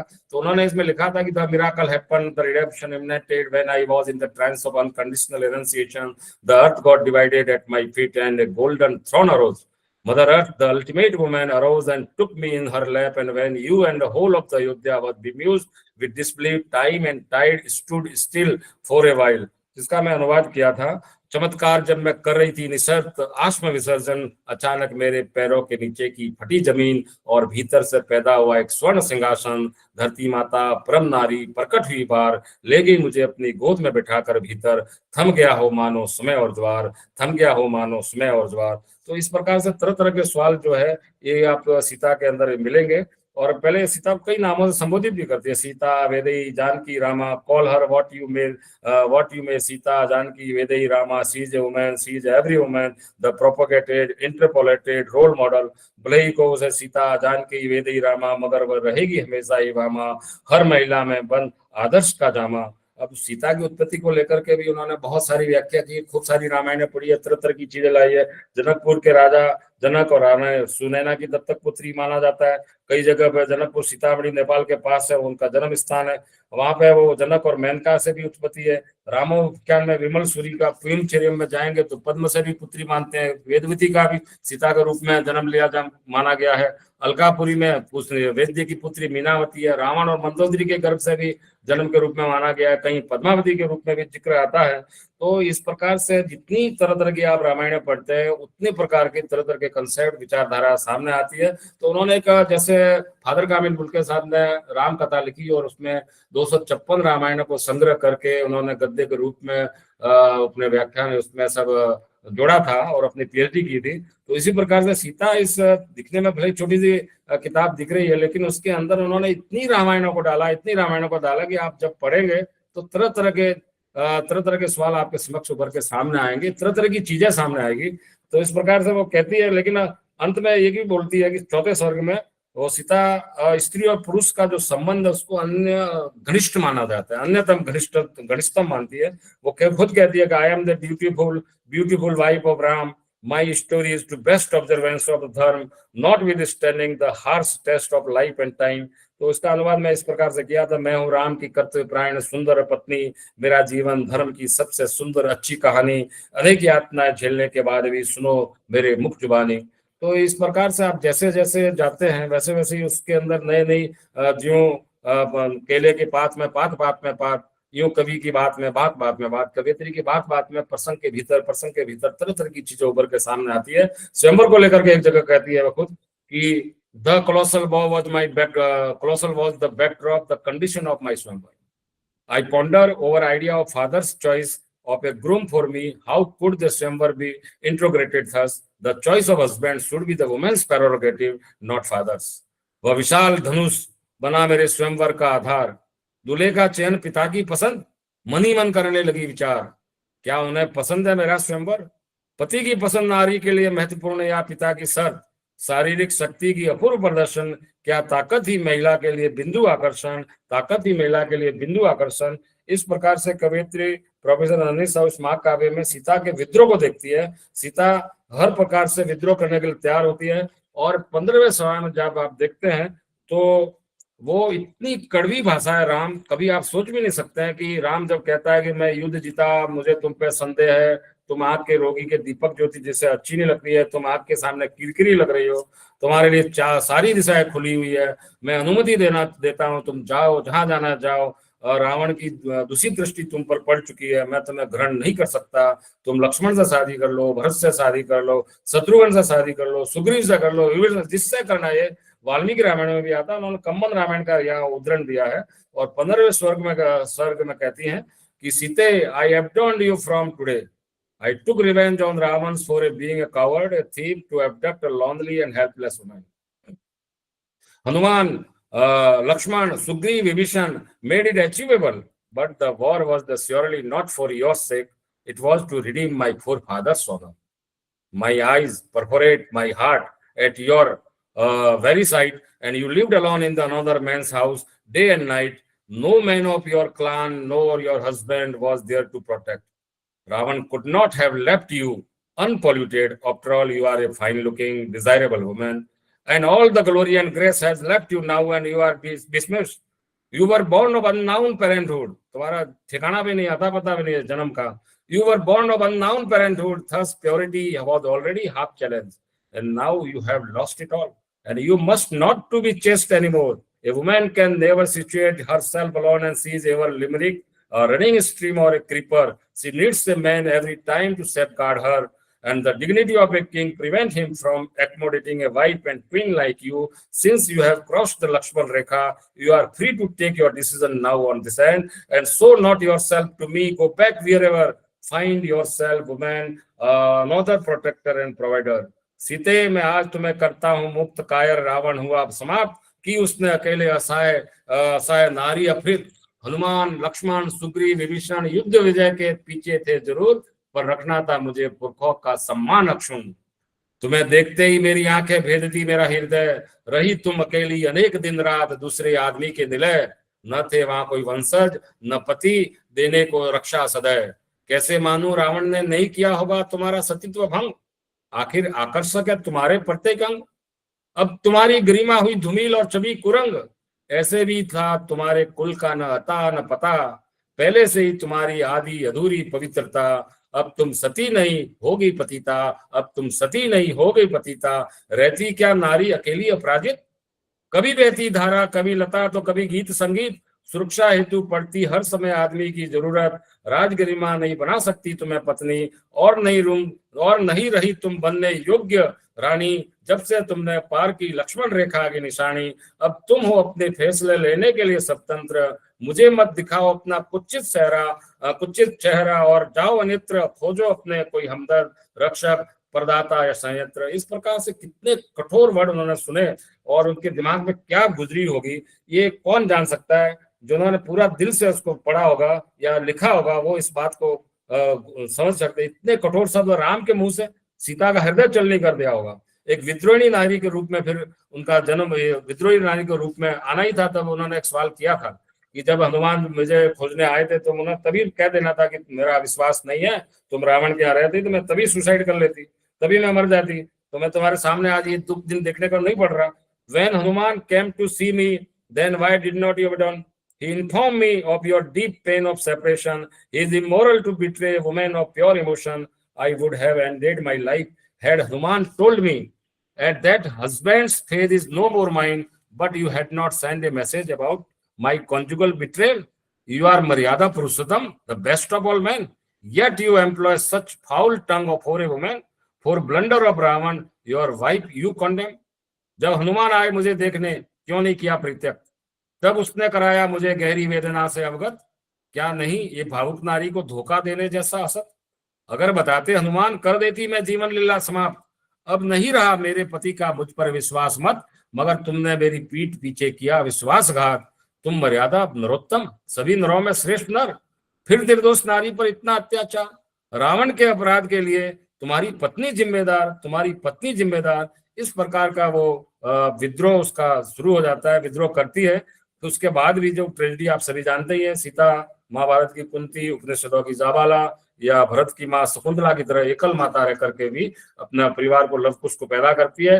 जो उनके वंश को लवकुश अगर चाहते तो राम का वंश भी पूरा नष्ट कर सकते थे, लेकिन उन्होंने शालीनता सिखाई. अब फादर कामिल के किताब, कामिल बुल्के साहब की आप किताब पढ़ते हैं तो जनक की आत्मजा के रूप में कहीं प्रस्तुत करते हैं, कहीं भूमिजा के रूप में प्रस्तुत करते हैं. बलराम दास भी इसको खेत में जोतते समय जब मिलती हुई बताते हैं, ऋषि कुशध्वज की पुत्री के रूप में देखते हैं, कभी रावण की बेटी के रूप में भी सीता को देखा जाता है, कभी आग से पैदा हुई सीता को देखते हैं, कई पद्मजा आग से रावण की बेटी के रूप में उन्होंने जब लिखा है महाभागवत पुराण के अंदर, सीता मंदोदरी गर्भ संस्तुता चारु रूपिणी चित्रजा तनया पश्य रावण से अर्गोत्तम। गुणभद्र का ऐसे कथन है कि रावण की पटरानी के रूप में जो जन्म हुआ वो सीता का जन्म हुआ था, और उससे बचने के लिए उन्होंने दूर को छोड़ दिया था। कोई कमल के पत्ते में उनको मानते हैं, कोई रक्त के रूप में, रक्त से भी जन्म होता है, फल या वृक्ष से भी जन्म होता है। तो इस प्रकार से अग्नि परीक्षा के बारे में भी बहुत सारी चीजें मिलती है। दशरथ की पुत्री के रूप में भी कई जगह अलग रामायणों में दिखाया जाता है। तो आप जब जितना भी इस किताब के रूप में जाते हैं तो बहुत सारे दृष्टांत हमारे सम्मुख आते हैं, और ज्यादा मैं आपका समय नहीं लूंगा, बहुत सारी बातें मैं रखी है, बहुत सारी बातें बाकी रह भी गई है। तो एक तुलनात्मक दृष्टिकोण में आपके समक्ष प्रस्तुत किया कि अंग्रेजी की किताब और हिंदी के माध्यम से, हिंदी के परिप्रेक्ष्य में बहुत सारे विपुल पाठकों के पास अगर पहुंचती है तो वो अलग अलग संदर्भ में इसको देखते हैं, अलग अलग इसके कथनों को खोजते हैं, और एक प्रकार से हमारे ज्ञान का एक व्यापक स्तर तक हम फैला सकते हैं। इसी के साथ मैं अपनी वाणी को विराम देता हूं। आप सभी ने मुझे अवसर दिया और सभी ने ध्यान पूर्वक सुना, उसके लिए भी आभार व्यक्त करता हूं। सभी को मेरा सत सत नमन, प्रणाम, नमस्कार।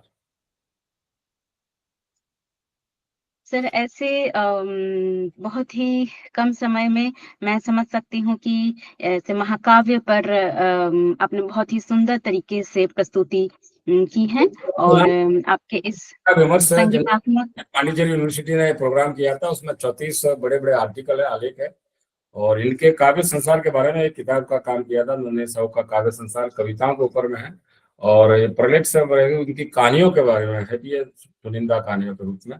तो इस प्रकार से जब आप किसी लेखक को गहराई से पढ़ते हैं तो तरह तरह के विचार, उनके थ्योरी जो कंसेप्ट है वो हमारे दिमाग में शुरू हो जाते हैं। बिल्कुल बिल्कुल sir.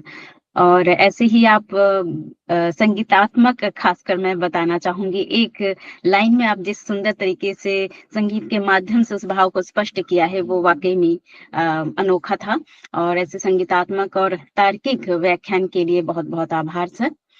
Now I would like to introduce our next, or I would say last but not the least speaker of today, Sri Avishek Rath sir, who is a noted translator, researcher, and essayist. Avishek Rath sir has participated in several national and international seminars, workshops, and other literary programs. He also has several articles, books, mostly of translation to his credit, and he knows several languages and writes in Bengali and Hindi with focus on literary theory and practice along with Indian literature, society, and culture. So now I would like to call upon Sri Avishek Rath sir for his very enlightening lecture. Sir, please. Thank you. Am I audible? Yes, sir. Okay. I may be a bit long, but if you find it necessary, you please stop me. When the time is over. Okay. Thank you. First of all, I must pay my gratitude to Honorable VC Professor Nandini Sahu Madam and the officials of Hindi University to present my opinion in this issue. I must apologize, though at first I wanted to discuss my views on the broadening of the discipline of comparative literature in 19th century India through translation activities. Later I found it too big an area to cover in the prescribed time, so I planned the presentation with an introduction on the trend of establishment of departments of comparative literature in India. Then I will go to the earliest instances of translation theories available in different forms of India. And then I will focus on the 19th century translation activities in two languages in particular, Odia and Marathi, with occasional digressions. And now I will, first to save the time, I will directly start the main presentation. In 1956, when the Department of Comparative Literature was established, Rabindranath Tagore's talk entitled Biswa Sahitya or World Literature served as the pretext in case of the Jadavpur University. Whereas Tagore's idea of world literature is a bit complex, the scholars and literatures like Buddhadev Basu, Sudhindranath Datta, Norris Guho and others explained this concept and molded it into the concept of comparative literature. While both emphasized on moving away from British literature through which translations of Baudelaire, Hölderlin and Kalidasa, others focused on comparisons between texts of epic status in different languages. In 1961 came out the first issue of Jadavpur Journal of Comparative Literature. Most of the articles were focused on discussions of Rabindranath Tagore, Rossetti, Dostoevsky, Kafka, and Dryden. From the next issue, the journal started to include a few articles written in Bengali as well, though the most articles were used to be written in English. In 1962, the Department of Modern Indian Languages was established in Delhi University. They started a post-MA course entitled Comparative Indian Literature. It was in 1974. In 1944, a volume entitled Comparative Literature was published by the university. The university also organized a national seminar on comparative literature at the time, and in 1994 they started MA course in comparative literature.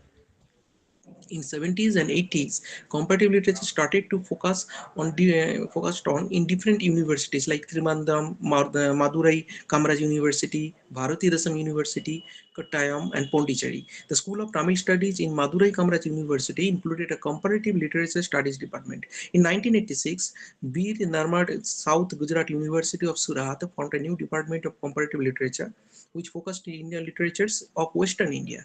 In 1999, a department of Dravidian comparative literature and philosophy was established in Dravidian University of Kuppam. In this way, several departments completely devoted to comparative literature started to flourish in India. With this brief introduction on the trend of establishing comparative literature departments, I will now shift to the translation activities in India, which in my thinking directly or indirectly led to these formations. Before focusing on 19th century translation in India, I will briefly focus on the earliest instances of the nature of discussion on translation or transcreation in India. Translation practices of pre-colonial India can be studied in four ways. First, by attempting to build a theory of translation by tracing old grammarians' opinions regarding nature of language. Secondly, by describing the role of translation in identity formation of a language. Third, textual analysis of actual translations along with its context. And four, by collecting the implicit as well as explicit comments on their own translation works. But these methods of translations often got intermingled. The oldest reference to translation in India could be found in Aitreya or Gopinath Brahman. Later, similar references were found in Panini Chastadhyayi, Tolkappiyam's Tolkappiyam, according to Tolkappiyam, Wali, which is an adapted work, can be of different kinds, including that of abridged, expanded, and translated in accordance with the Tamil traditions, of course. Then there are Jasks, Nirukta, Vatriyoris, Vakkapadiyam, which explains three levels of language, namely Pasanti, which is the highest or the deepest level of consciousness. Then comes Madhyama, or the intermediate common mental level, and Vaikari, which is the spoken linguistic level. Vatriyoris' exposition of the Spota theory, where he compared the relation between the Nada and Spota to that of the reflection of the sun in the flowing water. Then comes Rigveda Samhita is there also. Then there is Gunada's Vrihat Katha, Anantavardhan's theory of Dhani, Kayat's Tika on Mahavasakar's commentary of Panini. Both of Kayan and Tolkappia refer to contextual meaning as the result of realization of translation. The role of context in language-related discussion was highlighted by Buddhist scholars as well in their theoretical works, including Niti Prakaranam, which is a Buddhist guidebook for commentators. While explaining the nature of relationship in verbal art, Bhatrihari spoke about four types of relationships. Sansarga, connoting relationship between two objects known to be related. Then comes Viprayaga, which connotes the status between two objects when the existing relationship between two objects disappear. Then there comes Sahacharya, connoting two objects placed together, and Virodhita, which connotes a hostile relationship between two objects. He also used terms like Unuvachanam, which is the concept of repetition. Then comes Saprayajanam, which is a search for the sameness, a revelation of meaning, and it means that they are not identical in nature. Then there comes Pramantaram, which is a contextual meaning, and then in this way he threw light on concepts closely related with translation. The concept of translation was very much active in the minds of Indian thinkers from the very beginning, the example of which can be found in the use of the term Loko Pichanuvada by Vatsayan as well. The adaptation of Indian epics and Puranas can serve as models of translation or adaptation in early times, which has been pointed out by scholars like Suniti Kumar Chatterjee in his book Indo-Aryan and Hindi. Yeah, it was published, I think, in 1960. There was a edition. Then the politics of language and the necessity of translation can further fruit by the story of Gunada's Vrihat Katha. You all know this story. It was rejected by the then scholars of power, as manuscript was written at the time in either Pisachi instead of Sanskrit. Legends say that humiliated Gunath decided to burn the manuscript, but he was persuaded by the another noted Sanskrit scholar Somdeva to not to burn it. Therefore, around 2,400 slokas of the manuscript was recovered and translated into Sanskrit by Somadeva. He named it Katha Sarit Sagar. Another version of the Sanskrit translation of the same text exists in the name of Brihat Katha Manjari. It was translated by another Sanskrit scholar, Khemendra. Madhava's Jaiminia Naya Mala Vistara, which is a 17th century publication, focused on the role of translation as a search of revelation of meaning. The role of retention of meaning of the original text through translation is therefore of prime importance. Scholars of regional literatures were also reiterated this view that while discussing significance of translations in regional literatures, while explaining Indo-Tropic translations into Odia, Patnaik reiterated that Indo-Tropic translations has also acted as an instrument of democratization, consistently subverting the power basis of the elite religion and political groups. Now I will start my discussion on 19th century translation activities in India with reference to William Jones, a pioneering figure in the history of comparative literature of India. 19th century is a landmark in the annals of translation activity of India. In 1800, Fort William College in Calcutta was set up to teach Indian languages and culture to the East India Company writers. The first batch of languages which were selected for cultivation included Hindi, Urdu, Bengali, and Marathi. With the advent of an implicit interest in the study of comparative Indian literature, the trend of translating Western classics into Indian languages also gained speed. It was a trend which swept through India. Southern India languages were not far behind, of course. Though in many books it is mentioned that the first appropriation of Shakespeare into an other script in an Indian language was done by an Englishman, one Monckton, as he translated The Tempest into Bengali as part of a college exercise in 1809 or 1811. In 1800, actually, Telugu writer Kandikari Veerasalingam came out with a translation from Sanskrit of Sri Harsha's Ratnavali and a translation of Shakespeare's Comedy of Errors, which is also the first Shakespearean play to be staged in Andhra. These translations presented a model of generations of translators. What is it? It was Teluguizing the original. I should term it in this way. Around the middle of the 19th century, a growing consciousness regarding regional languages and the internal hierarchical relationship between the regional languages was seen, as well as a strive towards gaining the national importance. Before the Pike Rebellion in Odisha, Odia translation can be divided in two phases, I think. Pre-Sarola and Sarola period up to 15th century and Panchasakha and Bhanja period from 16th to 18th century. During the first phase, the trend of transcription dominated the Odia area, as exemplified by Sarala Dasa's Mahabharata. The most significant contribution of Panchasakha and Bhanja period towards Odia literature in terms of translation activity is Jagannath Dasa's Srimad Bhagavata. As per Princeton Encyclopedia of Poetry and Poetics, so it was published in 2012, translations from Sarala Dasa to Jagannath Das was radical attempts at vernacularization and coincided with the founding of a powerful Oriya empire by Kopilendra Dev and its subsequent consolidation by his inheritors. The aesthetic evident in these works can be said to mirror the socio-political by subverting the dominant pan-Indian Sanskritic Brahminical hegemony. If we compare this view of scholars with another such significant translation work in Assamese, namely Madhav Kandali's Ramayana, we will find striking resemblances. Madhav Kandali's Ramayana is thus not a faithful translation. In the matter of language too, he often employs images which have a local significance, like locusts advancing, covering up the sky. The attention of the angling Ravana is only on the boy. He refers to the local caste and professions and even customs. On the other hand, the rendering has considerable poetic and rhythmic quality. He seems to have steeped himself in the original and more or less recreated the entire epic in the local languages. Truthfulness to the spirit of the original seems to have been the principle followed by Sankaradeva, Madhavadeva, and other giants of the age of considerable religious fermentation. Sankaradeva was the chief inspirer of the new Vaishnavite movement in this part of India. He was primarily a creative type, giving an individual expression to what he learned from the Sanskrit classics in poems, plays, songs, and epic pieces. But he, as well as his chief disciple Madhavadeva, were not unconcerned with the meaning and significance of important texts like Bhagavata or the Gita. Now, if we turn to the Odia context, return to the Odia context, we will find it that most of the translations of this period were focused on translating religious and philosophical works, mainly from Sanskrit into Odia. The third phase of translation activity in Odia, which I think it should be from 19th to mid 20th century, witnessed a surge in publication of translated books. But even before that, in 1817, there was a massive resistance by the Orias, notably the Pike Rebellion in 1817.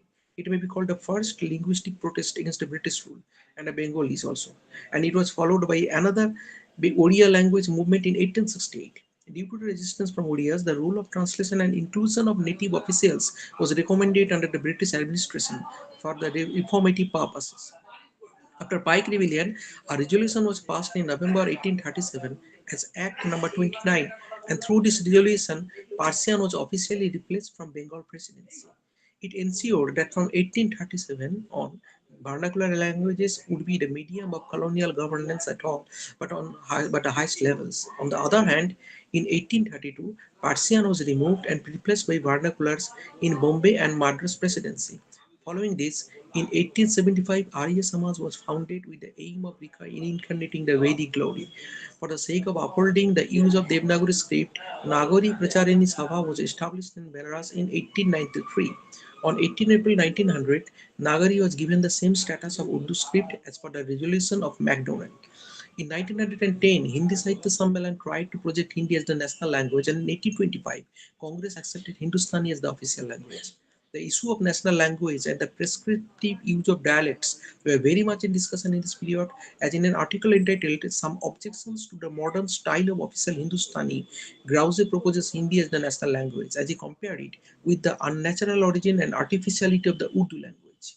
This whole issue of deciding the national language was vigorously contested by Samacharan Ganguly, George Abdhem Grierson, John Beams, F.S. Grouse, and several others. Dr. Carey, the leader of missionary group in India, established Odia Mission Press in Cuttack in 1838 for the purpose of printing and publishing their religious texts. At Fort William College, he was the professor of Sanskrit, Bengali, and Marathi. As a grammarian, he authored Sanskrit, Bengali, Marathi, and Telugu, besides supervising the Odia translation of the New Testament. It was completed at the end of 1807 and subsequently revised in 1811 and 1814. At that time, among the non-native Odia translators, the most popular was Amos Sutton, William Carey, and Thomas James Maltby. Whereas Sutton and Maltby did not wrote much about their translation strategy, F.A. Cox, a missionary historian, gave us significant information about the translation strategy employed by Carey. In his book History of the Baptist Missionary Society, Cox referred to Carey's personal letters to Sutcliffe, in which he wrote, "We do not want the vain name of the men who have translated the scriptures into this or that language, but we do want the thing to be done. We never print a sentence without examining it and seeing it through and through. Brother Marsman does this with the Chinese. I translate and write out with my own hand the Bengali, Hindustani, and Sanskrit. The two latter I translate immediately from the Greek by Brother Marsman and myself, as in the Bengali with the Hebrew. I compare the Maratha and the Odisha to the best of my power, and I can say that I believe these translations to be good ones. I believe likewise that I am as able to judge of them as any person now in India." In the essay entitled Translation Strategies of the Non-Native Odia Translators, published in the first issue of 13th volume of Translation Today journal, Ramesh C. Malik quoted from another letter sent to by Carey to Dr. Ryland, in which the translation procedure explained thus: the native pundits write out the rough copy of the translation into their respective languages, some translating from the Bengali, others from the Hindustani, and others from Sanskrit as they are best acquainted with them. They consult with one another and other pundits who have been employed for several years in correcting the phrase copy and who almost know the scriptures by heart. They therefore from their idioms, after which I examine and alter the whole where necessary, and upon every occasion have men born and brought up in the countries themselves to consult. He explained the strategies in detail. I am not going into detail. Now, this translation as well as publication activities of missionaries were extended to Assam as well. In 1840, a printing press was established in Sibsaga with the aim to translating and publishing biblical literature to Assamese. However, even before that, Aptaram Sarma translated the Bible into Assamese, and it was published from Srirampur Missionary Press of Bengal in 1813. In order to prepare the gazetteer in 18 July 1840, the government constituted a selection board for appointing translators. The committee which initiated the move included the then Commissioner of Odisha, the Civil and Session Judge H.V. Hawthorne, District Magistrate of Puri, Collector J.K. Yert, Deputy Collector Brajasundar Rai, and Munsif Andul Dian. They decided to appoint Amar Sultan for his command over three languages, that is English, Bengali, and Odia. Subsequently, the translation committee selected Amar Sultan to be a translator of the government, as is on a salary of 300 rupees per month. Amar Sultan was the first editor of Odia Gazette also. He was also requested by the government to translate certain acts. Now, though William Jones' code and his translation of Manusmriti had government's request as the genesis, his translation of Abhigyana Sakuntalam had no such trust at a background. Sakuntala or the Fatal Ring appeared in 1789 and received wider response. In the 19th century, it was translated into Marathi, Hindi, Gujarati, Telugu, Tamil, Bengali, and in several other Indian languages. We must bear in mind that hardly anything at this time was translated from other Indian languages. This was one of the manifestations of the Orientalist disregard for India's present. The text translated into English in this period were mostly of spiritual and legal nature, and most of the source religious text belongs to Sanskrit. Therefore, it gave an impression in the West that life in ancient India was universally passed in a haze of theosophical speculation and other worldly religious preoccupations. Here we need to look at the translation practices in the arena of Marathi language as well and literature also, as it presents some insights into the approach towards translation in another corner of India. The status of first major Marathi text in translation or adaptation may be given to Sant Dhyaneswar's Bhavartha Deepika, which is a 13th century Marathi rendering of Bhagavad Gita. Like other Indian languages, most of the early translations in Marathi appeared in the form of summaries, interpretations, commentaries, and explanations of Puranic tales and epics. In the colonial period, it moved along the model presented by the British literary system. 19th century saw a renaissance of translation activity in the arena of Marathi literature, which was different from the translation practices reflected in the works of Dhanesa, Narendra, Muktesar, Moropant, Sridhar, Baman Pandit, and Raghunath Pandit. Most of them rendered Ramayana, Mahabharata, and Puranas in Marathi. But in the 19th century, the socio-cultural ethos in the then contemporary Maharashtra represented a renaissance of ideas caused by the colonial contact and confrontation also, which led to the emergence of translation and literary culture, which was completely different from the past. In case of the 19th century, the translation activity in Marathi may be divided in three parts from 1825 to 1850, 1850 to 1875, and 1875 to 1900. The first phase is characterized with mainly the educational and moral concerns in translation activity. The second phase with the establishment of government-sponsored literary traditions, and the third is by the abundance of literary translations as well as growth of independent writings. Towards the end of the 19th century, translation culture seems to have been pushed to the periphery of the literary policy system in Maharashtra. In 1822, Mount Stuart Elphinstone, the then governor of Bombay, established the Bombay Native Education Society with the following objectives. First, to improve existing schools and establish more schools for the diffusion of useful knowledge among the people, primarily in the language of the country. Second, to provide suitable books for use in schools and to assist in the preparation, publication, and cheap and gratuitous supply of other works. For Elphinstone, English works abound in ideas which the natives are totally unacquainted with. He further expressed his hope that by translations and other works they would greatly contribute to the progress of their countrymen. To this end, Elphinstone took a number of steps. He appointed a committee with George Garvis as its secretary and some native scholars as its members for selecting and translating English textbooks into Marathi. In 1825, Bombay School Book and School Society issued a circular prescribing the list of books and textbooks to be translated for educational requirements of the natives. George Garvis himself issued a list of instructional norms for translation, which had to be strictly followed while translating. In translating English works, it is necessary to point out that in almost all the cases, they must undergo partial alterations to adapt them to the habits and manners of the natives. Commonly accepted vernaculars, dialects must be used to the fullest extent to the exclusion of any unnecessary display of any learned tongue. Where, however, these dialects are deficient in a means of expression, words must be supplied from their cognate language. The adoption of words from English must be admitted in cases where neither the current nor cognate language furnish them directly or by composition. Elphinstone established a Hindu college in Pune which started training translators in Marathi, English, and Sanskrit. Among these translations, mentions may be made of Aesop's fables, Children's Friend by Bakuin, and Pilgrim's Progress, of course. So the most important contributions of these translations is the way they molded the contemporary Marathi prose, as at the time even Marathi orthography was not in a stable condition due to the use of both Modi and Devanagari scripts. The then model of punctuation consists only single and double bars. All types of variants of lexical items were used as per the variety of location and dialect of the Marathi writers. In such a situation, it was left to the translators, the only people required to write in Marathi prose through their translated textbooks, to create new linguistic modes of encoding the new written language.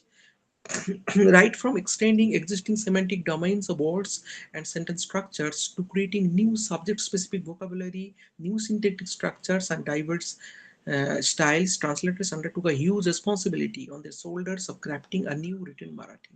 They borrowed and coined many lexical terms from Sanskrit and English and adapted them to Marathi usage, and borrowed several syntactic structures as well as stylistic conventions from English and integrated them in the Marathi syntax. Long sentences with passive structures, subordinate, relative, and noun clauses, adverbials, compound complex sentences began to be extensively used, and they are obviously modeled on English structures. I leave the grammatical discussions. On the other hand, Marathi translations of English news articles got published on regular basis in the first Marathi newspaper Darpan of 1832. I think it started at that time by its founder editor Balasastri Jambhekar. In this newspaper, English articles were published along with their Marathi translations or summaries. In 1850, Major Thomas Candy published a list of hints for the guidelines of translators. But a point to be noted is that the prescribed norms for translating into Marathi from Sanskrit was different from that of translating into Marathi from English. Candy said, if a Marathi translation of any Sanskrit work were presented to the committee, exactness in the rendering would be a prime requisite. It will be better that they be free and flowing, but translations from English into Marathi adaptations are far more desirable than mere translations. Translations from English into Marathi, if literal, are certain to be rejected. Candy, along with Captain James Thomas Molesworth, published the Marathi English Dictionary in 1831, which is regarded as one of the foremost significant outcome of the Marathi English contact. The Dictionary Prize Committee was established by the British government at the behest of native scholars like Gopal Hari Deshmukh in order to reward good translations and independent writings. Most of the Marathi translations in the first page of 19th century may be termed as an indiscriminate assimilation of British ideas and knowledge fields in the line expounded by Franz Fanon. In this way, I in this it's a very short period of time. I wanted to focus on mostly Marathi and Odia, the languages of the two different, very distant areas. In later occasions, I will try to focus on other translation activities in other languages as well, as I think they may mold the field of comparative literature in different universities. As you can see in syllabuses in different universities, there are many texts which are not translated from different Indian languages from one into another. I think I should complete here. I should finish here. Ma'am, over to you.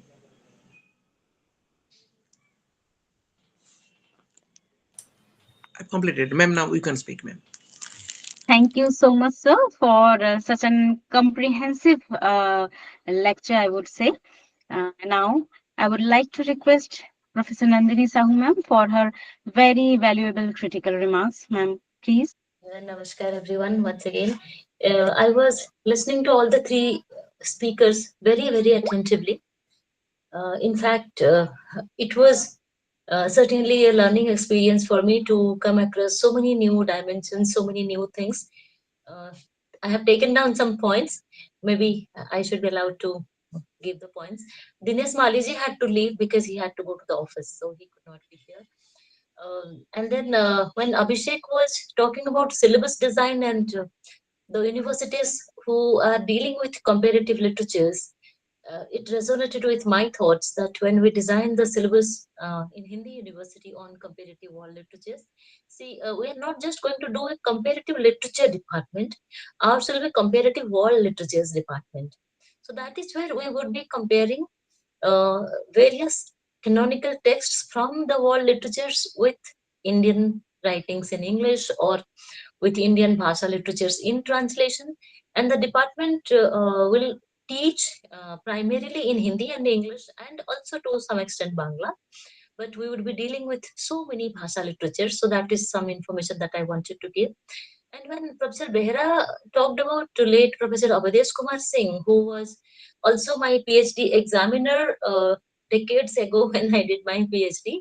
And then he was my colleague at IGNOU. On various occasions, we had the similar kind of discussions that when it is comparative literature, it's a sin to take only one kind of literature. And then when you say to there is a comparative literature department, certainly we say that Homer and Dostoevsky cannot be avoided. We start with those, or even Marquis. We start with those things. Uh, why not to think about the Asian writers, the Indian writers in Bhasha literatures, how they are so very important, like Mahashweta Devi. And so many writers are there, Sarat Chandra Chattopadhyay from Bengal. So the notes, the points that I have taken from all of you, maybe you can take it as a question to discuss, or maybe you can take it as a comment, whatever. So Gourhari Behera sir's lecture Beyond English Towards a Pluriversal World Literature, it challenged the inherited hierarchies that privilege English as the default medium of literary value. I so agree with you when you say that English is taken in default as the canonical study in Indian universities. I think it doesn't happen in any other country. So many post-colonial literatures are coming in many other parts of the world, but the kind of importance or the kind of emphasis that we have been giving British literature, it hardly happens anywhere. So both of you have emphasized that, and I'm so happy that you did it. Drawing from Indian languages, Professor Gourhari, he argued that world literature must emerge from a pluriversal imagination, and that acknowledges the vibrancy of Odia, Bangla, Hindi, Tamil, Telugu, Malayalam, so many countless linguistic traditions rather than treating them as peripheral. Uh, through references to Tagore's cosmopolitan poetics, Anantamurthy's ethical modernity, Mahashweta Devi's radical subaltern narratives, Professor Behera demonstrated how translation can serve as a deeply political act capable of unsettling the asymmetrical literary flows dominated by Euro American institutions. Here, I remember one university where I was a member of the Board of Studies for 3 years. And every year, it is one of India's so called best universities. And every year during the Board of Studies meetings, I ended up arguing in favor of Indian writings in English, folk literatures, tribal literatures. There is nothing like Indian folk literature in English. So I could not argue that we can take some text in Indian folk literature in English, like we can take text from Indian writing in English, but not Indian folk literature in English. In that case, the power of translation, which NEP emphasizes. Professor Behera emphasized that, but the university could never accept it. In fact, one of the heads of the department said that as long as I am the head, I will ensure that folk literature doesn't enter English departments, and he never allowed to do it. And now that he's superannuated, I'm going to do it in that university. We will do it. We have multiple challenges when it is comparative literature, and when it is comparative world literatures, the challenges are even more. That you have to take something, say, some Native American literature, and then you have to talk about Native American women's literature from the point of view of cultural ecology. How do you do that? And then you bring the Native American women writers like Joy Harjo or Leslie Merman Silko, you bring them and then you compare them with some Indian Bhasha literature writer. Then the text has been translated. And then there is the politics of translation. There is the question of translatability. There will be multiple challenges for one text when it is translated. So, in this complex scenario, the major role that should be played by policy planners like us, or teachers and professors like us, or even researchers, teachers, teaching in universities, even PhD scholars, it certainly is very, very important. And at the end of the day, when this lecture series comes to an end, I hope that when we put it on the YouTube, the listeners will listen to the lecture by Professor Gourhari Behera very carefully and take the intricate points out of that. His lecture was not simple. Uh, in his case, I would say the personal is political. So his lecture, it certainly wasn't simple. He put it in a very simple manner. He looks simple. He speaks as if it is simple, but it was deceptively simple.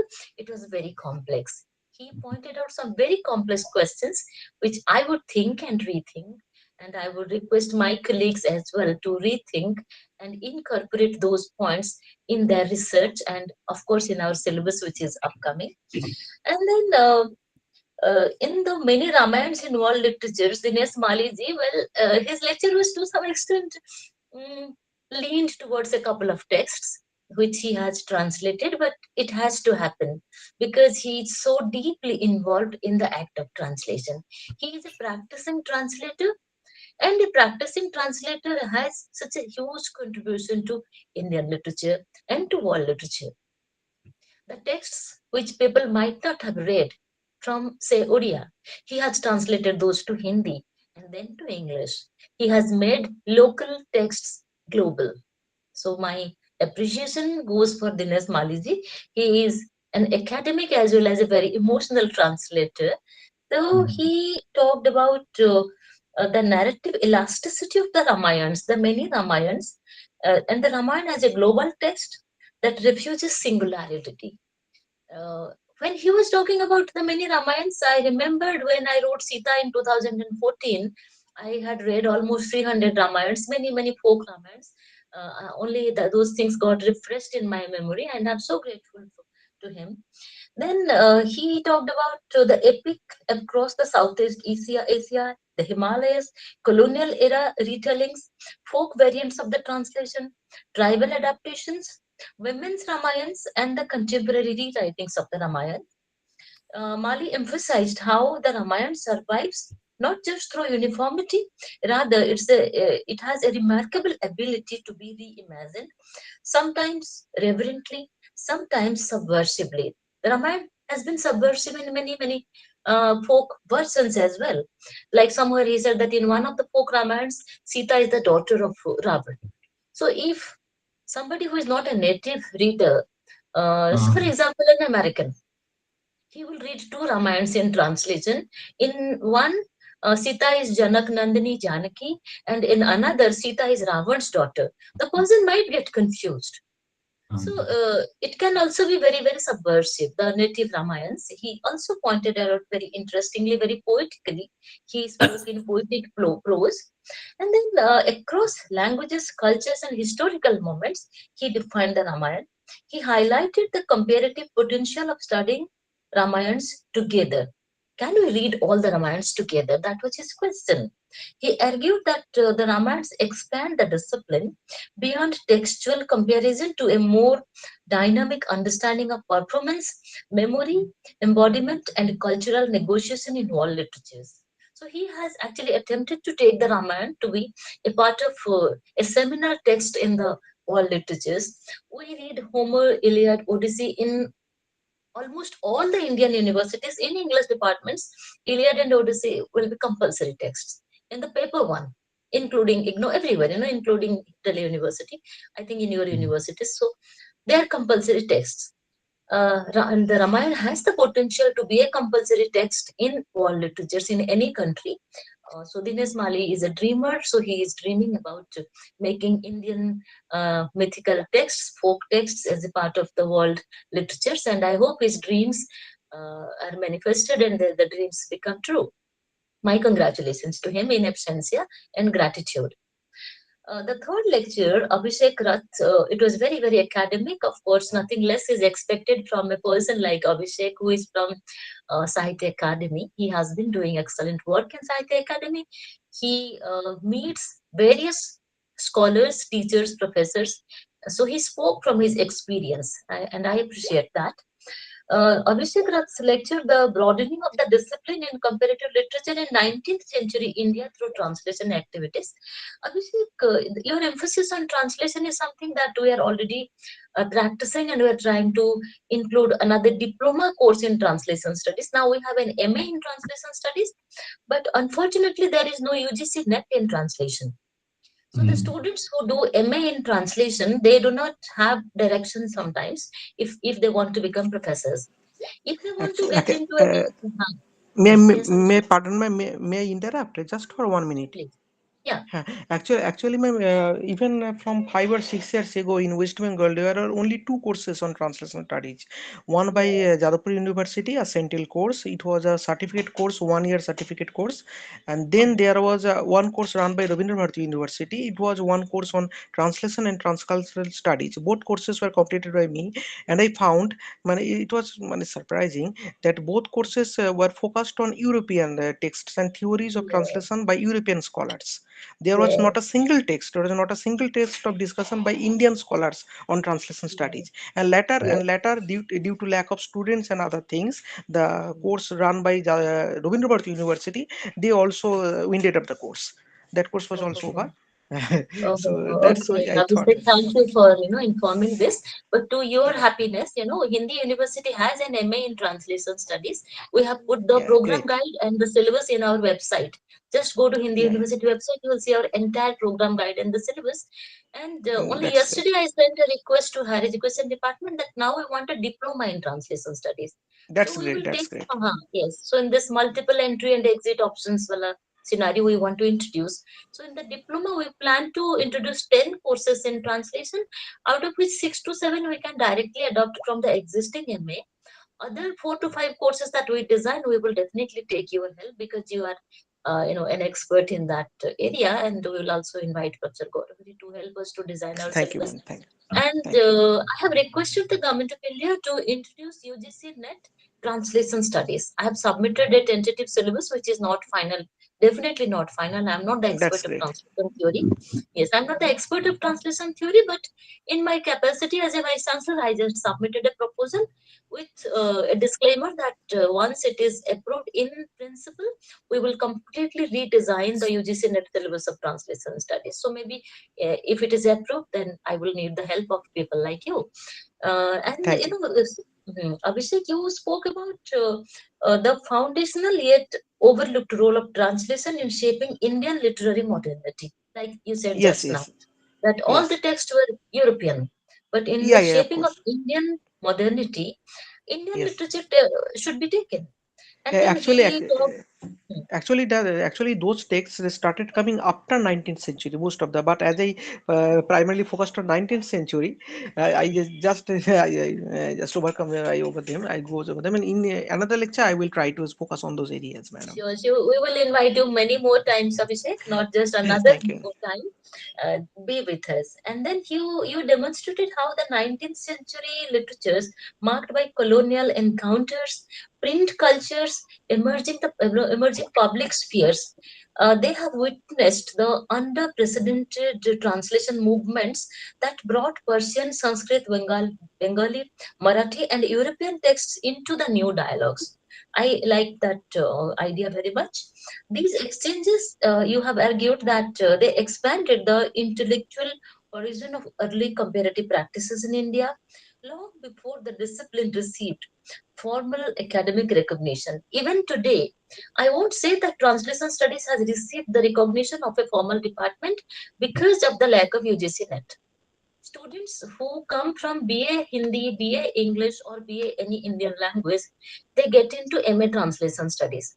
After that, they are directionless. They get into publishing houses who make them translate or pay very very less. They do not have a proper career most of the times. So if UGC understands and approves the net syllabus in translation studies, the students will have one step towards higher education. And then ultimately, your groundwork has given a unique Indian vision of the comparative world literatures, and we are so very grateful to you for this unique and important, well-researched lecture, Abhishek. I congratulate all three of you. I'm enriched. We are enriched. Hindi University is enriched. Thank you once again for being a part of Hindi University. Thank you so much. Thank you. Thank you, ma'am. And thank you so much, ma'am.